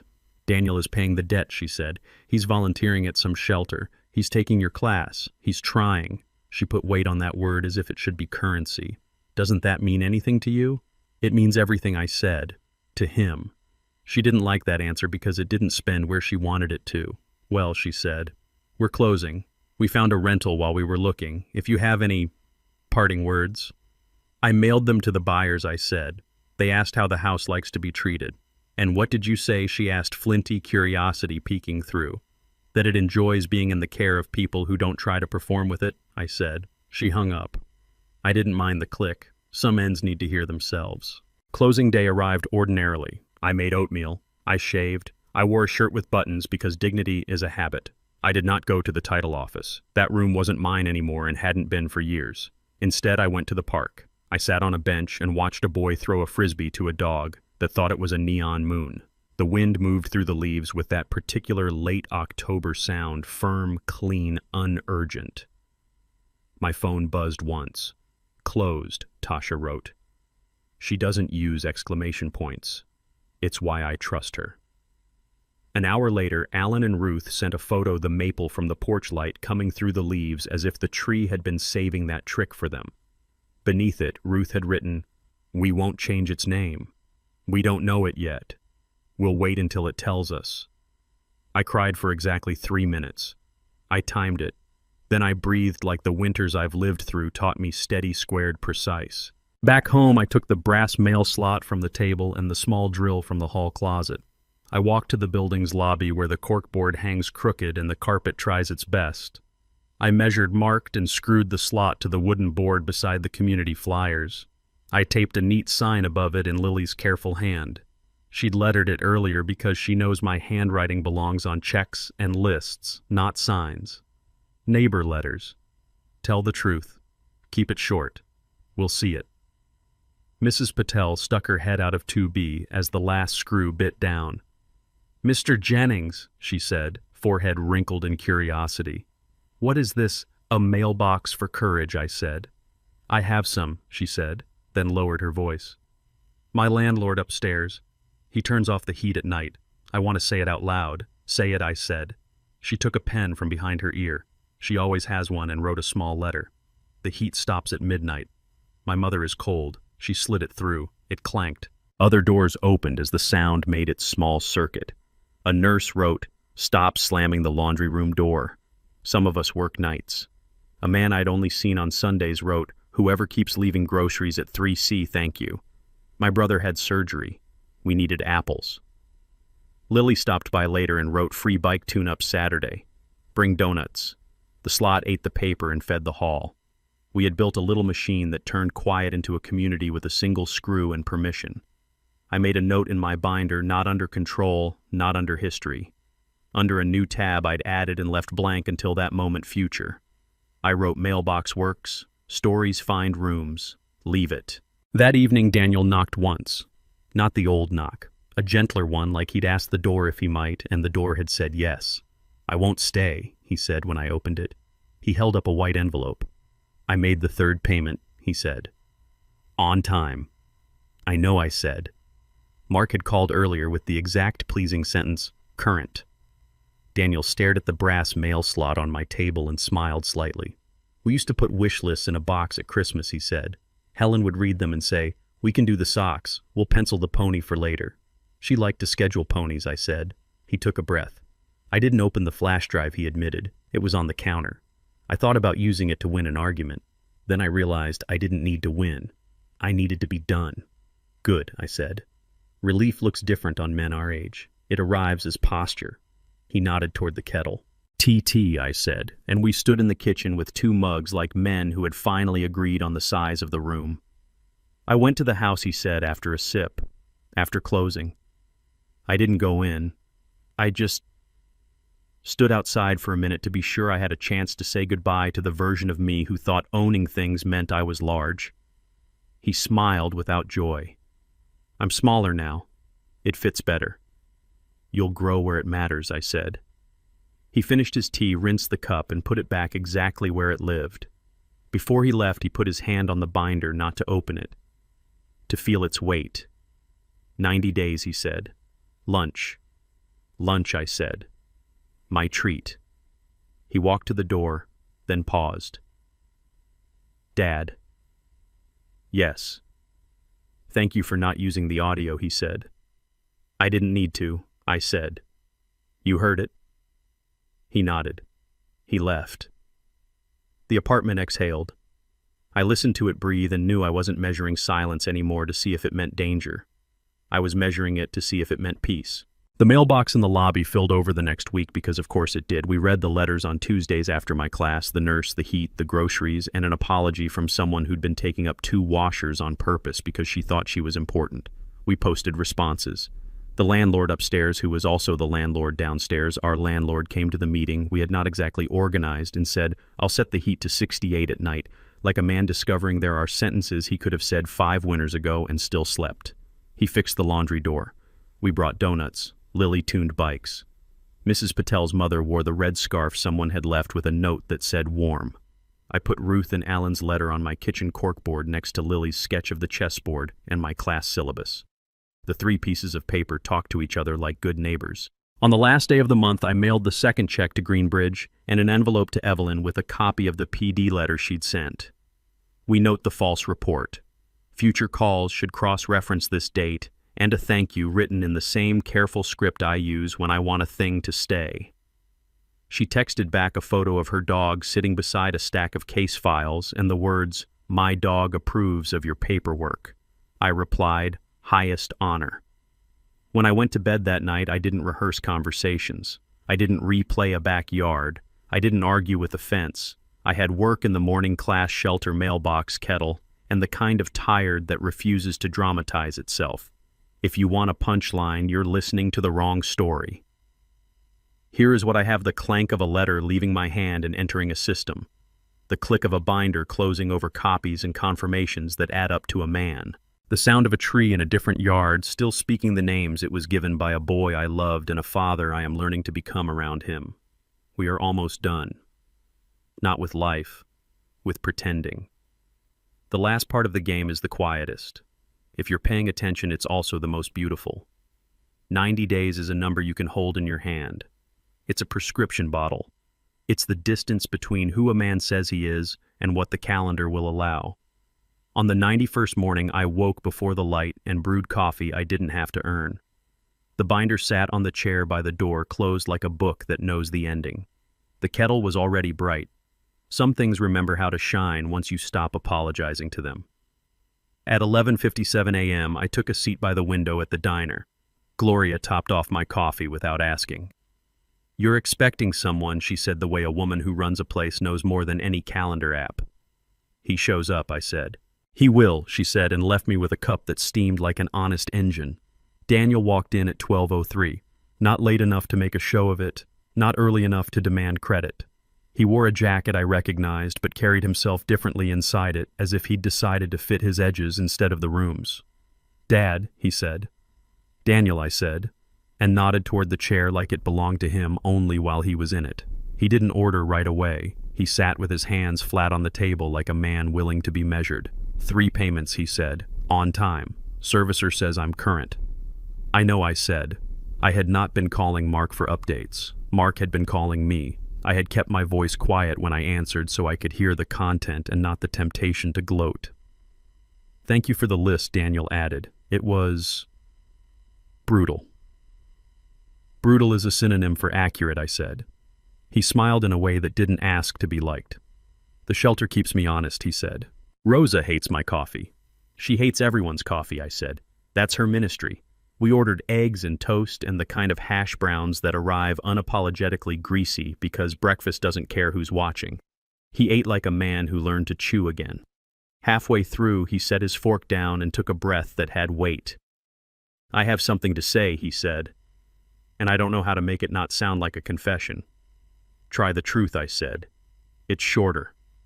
He looked at his hands.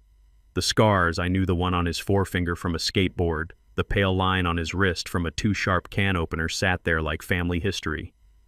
"I thought I loved performance," he said. "Turns out I loved being graded on a curve. At Greenbridge, nobody claps when you mop. They just stop slipping." He swallowed. "I like that. And I asked because there's always an and when a man is trying to return to himself. And I was angry at you," he said bluntly. For the things with the house. For the way you handled me. For the silence, for the paperwork that shut doors I thought I could breeze through with a smile. I wanted to be angry enough to hate you. I couldn't. I kept finding your name on things that made sense. He laughed once softly. "I think I've been allergic to sense." "Side effect of applause," I said. He pushed his plate away and leaned in. "I know about the lean," he said. The coffee cooled instantly under my hand. "What do you think you know?" "I think you bought a debt I was treating like a rumor," he said. "I think you could have squeezed me and didn't. I think you made a schedule and handed me a mop and then donated the interest to heat and shoes." He held my eyes. "Mark didn't tell me. Rosa did." "An older gentleman made a calculation that keeps the freezer full," she said when I tried to carry a box that wasn't mine. "You shouldn't have asked her," I said. "I didn't," he said. "She saw me trying to invent a shortcut. I let the air settle. I had not intended to be found out. That was the point. But secrets have their calendars. They mature. They ask to be named or put away. I could have ruined you." I said, "Not for the pleasure of it, for the record. I didn't want you ruined. I wanted you to be punctual." He nodded as if I'd handed him a pill he'd known he'd have to swallow. "You chose the dull knife," he said. "The one that cuts clean and makes a man walk out of the kitchen on his own feet. That knife is called a ledger," I said. "It's sharpened with stamps." "I deserved worse," he said. "You deserved different," I said. "Worse would have kept you the same." He sat back. The diner hummed around us, forks on china. Someone's laugh that didn't require an audience. The low grumble of a bus breaking outside like a tired animal that still does its job. "There's more," he said. "About the house." I waited. He had earned the right to aim the next sentence. I went back last night, he said. Not to break anything, to see something. Alan and Ruth were on the porch with blankets and a playlist that sounded like the radio used to before life got ironic. Ruth waved me up. I said no. She brought 2 mugs down the steps like that was the same thing. He exhaled. She asked if there were any instructions we forgot. I told her the attic sings in the wind. She said, "We like a house that tells the truth." Then she asked me a question I wasn't ready for. What should we name the maple? I smiled despite myself. What did you say? I said it already had a name, he said. He looked at me. I told her it was called Coach. My throat did what older men's throats do when the past is both tender and earned. That's the right name, I said. I stood there until my coffee got cold, he said. Then I went home to the rental without saying anything brave. I didn't know how to be in a good story without pretending to have written it. You just did, I said. He left cash on the table out of habit, and I pushed it back out of practice. My treat, I reminded him. That was the deal. He nodded. Deals matter when you keep them. At the door he turned and said it in the voice he had at 8 when he needed to be sure I was who I said I was. Dad. Yes. I'm going to be late sometimes, he said. To be decent, I mean.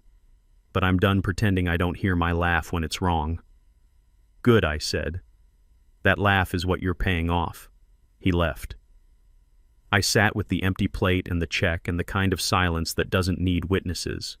In the reflection on the diner window, an older man lifted a cup to his mouth and didn't spill. That was me. I recognized the posture before I recognized the face. The letter from the servicer arrived that afternoon. Schedule accepted. Account current. Next due date. I filed it under boring and drew a small gold star with a pen Lily had left at my place labeled Patience. I don't do stars. I did 1. Men are allowed 1 star at my age. They have to earn the 2nd. At the community center that night, I wrote Endgame on the board. Under it, 2 pieces are plenty. King and Rook, if you know where they belong. Daniel sat in the front row again without flinching. Miguel cracked a joke that saved the room from trying to be too perfect. The woman in the beige cardigan brought a bank statement with the account number blacked out and a new haircut. When class ended, nobody clapped. People just stood slower as if they'd been given back their own time. On the walk home, I stopped at the building mailbox within a building we'd screwed into the lobby wall. Someone had slid 3 letters through. The clank carried down the hall like good gossip. I opened the slot and read them where I stood because the hallway is where truth is supposed to hatch. Thank you for the heat, wrote Mrs. Patel. My mother has started calling 2 a.m. in blanket time instead of cold time. In a second, the nurse said, noise down 40%. I can hear my music. The third was from the landlord himself. I was wrong about the thermostat. Thank you for telling me where the building hurt. Signed with a name, not a title. I slipped them into plastic sleeves and pinned them to the corkboard with the careful pride of a giraffe who has learned to use small tools. Back upstairs, I found an envelope under my door, the kind kids use for art projects speckled with paint and ambition. Inside, a charcoal drawing, Lily's hand. A chessboard again, but this time the rook and king had moved across the board and fused into a bridge. Underneath, in small letters, you only needed a way across. She'd signed it with her name and a date and one instruction, hang low. I want the light to find it slowly. I did. It caught the edge of dusk and decided to glow. The twist arrived where twists should in the quiet when you think you've run out of surprises, and then the story reminds you it had been planting them all along. I had mentioned to Rosa one sentence and no elaboration that a winter before Helen I'd asked for a blanket and a woman with a clipboard had given me coffee instead. Rosa didn't ask. She is a woman who lets stories decide their own pace. But that Saturday she waved me into her office and pushed a folder across the desk like it might break if spoken to too loudly. We found this when we cleaned the back room, she said. Old intake cards. A box nobody had the nerve to throw away because history weighs more than the dumpster. She opened the folder and slid a card out with a gloved reverence that would make a museum proud. It was lined, yellowed, printed in the handwriting of someone who knew how to make the alphabet behave. W. Jennings. Winter 1972. Needs blanket. Coffee. A place to sit where he can see the door. I stared at the card long enough for the room to double itself the way memory does when it tries to build you a chair and a mirror at the same time. On the back, a second hand had written a note in a different ink. Came in cold, left with a list, then smaller as if the sentence had blushed while it was being written. Volunteer H said, "Come back when you're ready to be warm." Rosa watched my face learn something it had suspected, but never proved. "H," she said softly, "we figured Helen. We can't know. We know enough." I held the card like a passport that had expired and still mattered. I hadn't met Helen in a shelter. I'd met her 2 weeks later in a line at the library. But she'd been somewhere before that, calling someone sir who didn't deserve it yet, pointing at a coffee urn like a direction instead of a pity. The line on the back left with a list made my chest expand against a shirt that fit. I have been writing lists since the year the ink on that card dried. Sometimes the reward for living long enough is finding the missing page in your file. "Keep it," Rosa said. "Not as a relic, as a receipt." I put the card in the binder under history like it had been waiting for that tab to justify itself. I did not cry. This was not grief. This was a ledger balancing an ink you forgot you owned. Marcy didn't call again, and if she did, the machine ate it. The flash drive stayed in the binder under history with a note I'd written to myself for temperature checks only. I never plugged it in. Some fires you don't even feed to feel warm. Alan and Ruth sent a photo of the first leaf to surrender gold thin as a coin. "Coach knows its schedule," Ruth wrote. "We're learning ours." I taped the photo next to Lily's drawing and the intake card. 3 small papers. 3 good reasons. The building mailbox turned into a habit. People wrote and people answered, and the landlord discovered that paperwork can be the version of love that keeps ceilings from falling on toddlers. Lily kept her Saturday tune-ups and learned how to accept donuts without letting the sugar own her. Mrs. Patel's mother began leaving knitted hats on the board with notes, "Warm." The nurse started a walking group at odd hours. We became a building without pretending to be a family. That is harder. That is better. Evelyn sent a short email with a longer attachment PD acknowledged letter on file. The attachment was a scanned letter with official letterhead, and the sentence, "We appreciate the clarification and will take it into account in future calls." I printed it and slid it into control, and then took it out again and put it under future. You don't keep reassurance behind glass. You keep it near the door. On the 120th day, because round numbers deserve attention even when they don't deserve cake, I went to the bank with an envelope addressed to Greenbridge. The clerk recognized me from the first time and smiled without commentary. "Shoes and heat," she said. "Shoes and heat," I said, and the phrase felt like liturgy. When I left, I didn't go home right away. I drove past the house without telling myself I wasn't doing it. Alan and Ruth were on the porch with 2 mugs and a puzzle spread between them. I didn't stop. I didn't need to. The maple looked the way trees do when they have survived owners. It did not nod at me. It didn't have to. We had agreed on our roles.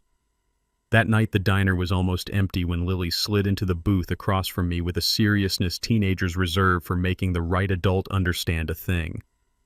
"I have a favor," she said. "Name it," I said. "The school's doing a night for kids who don't like home," she said. "Not a club. A gathering. We're calling it Warm Table. Can you come?"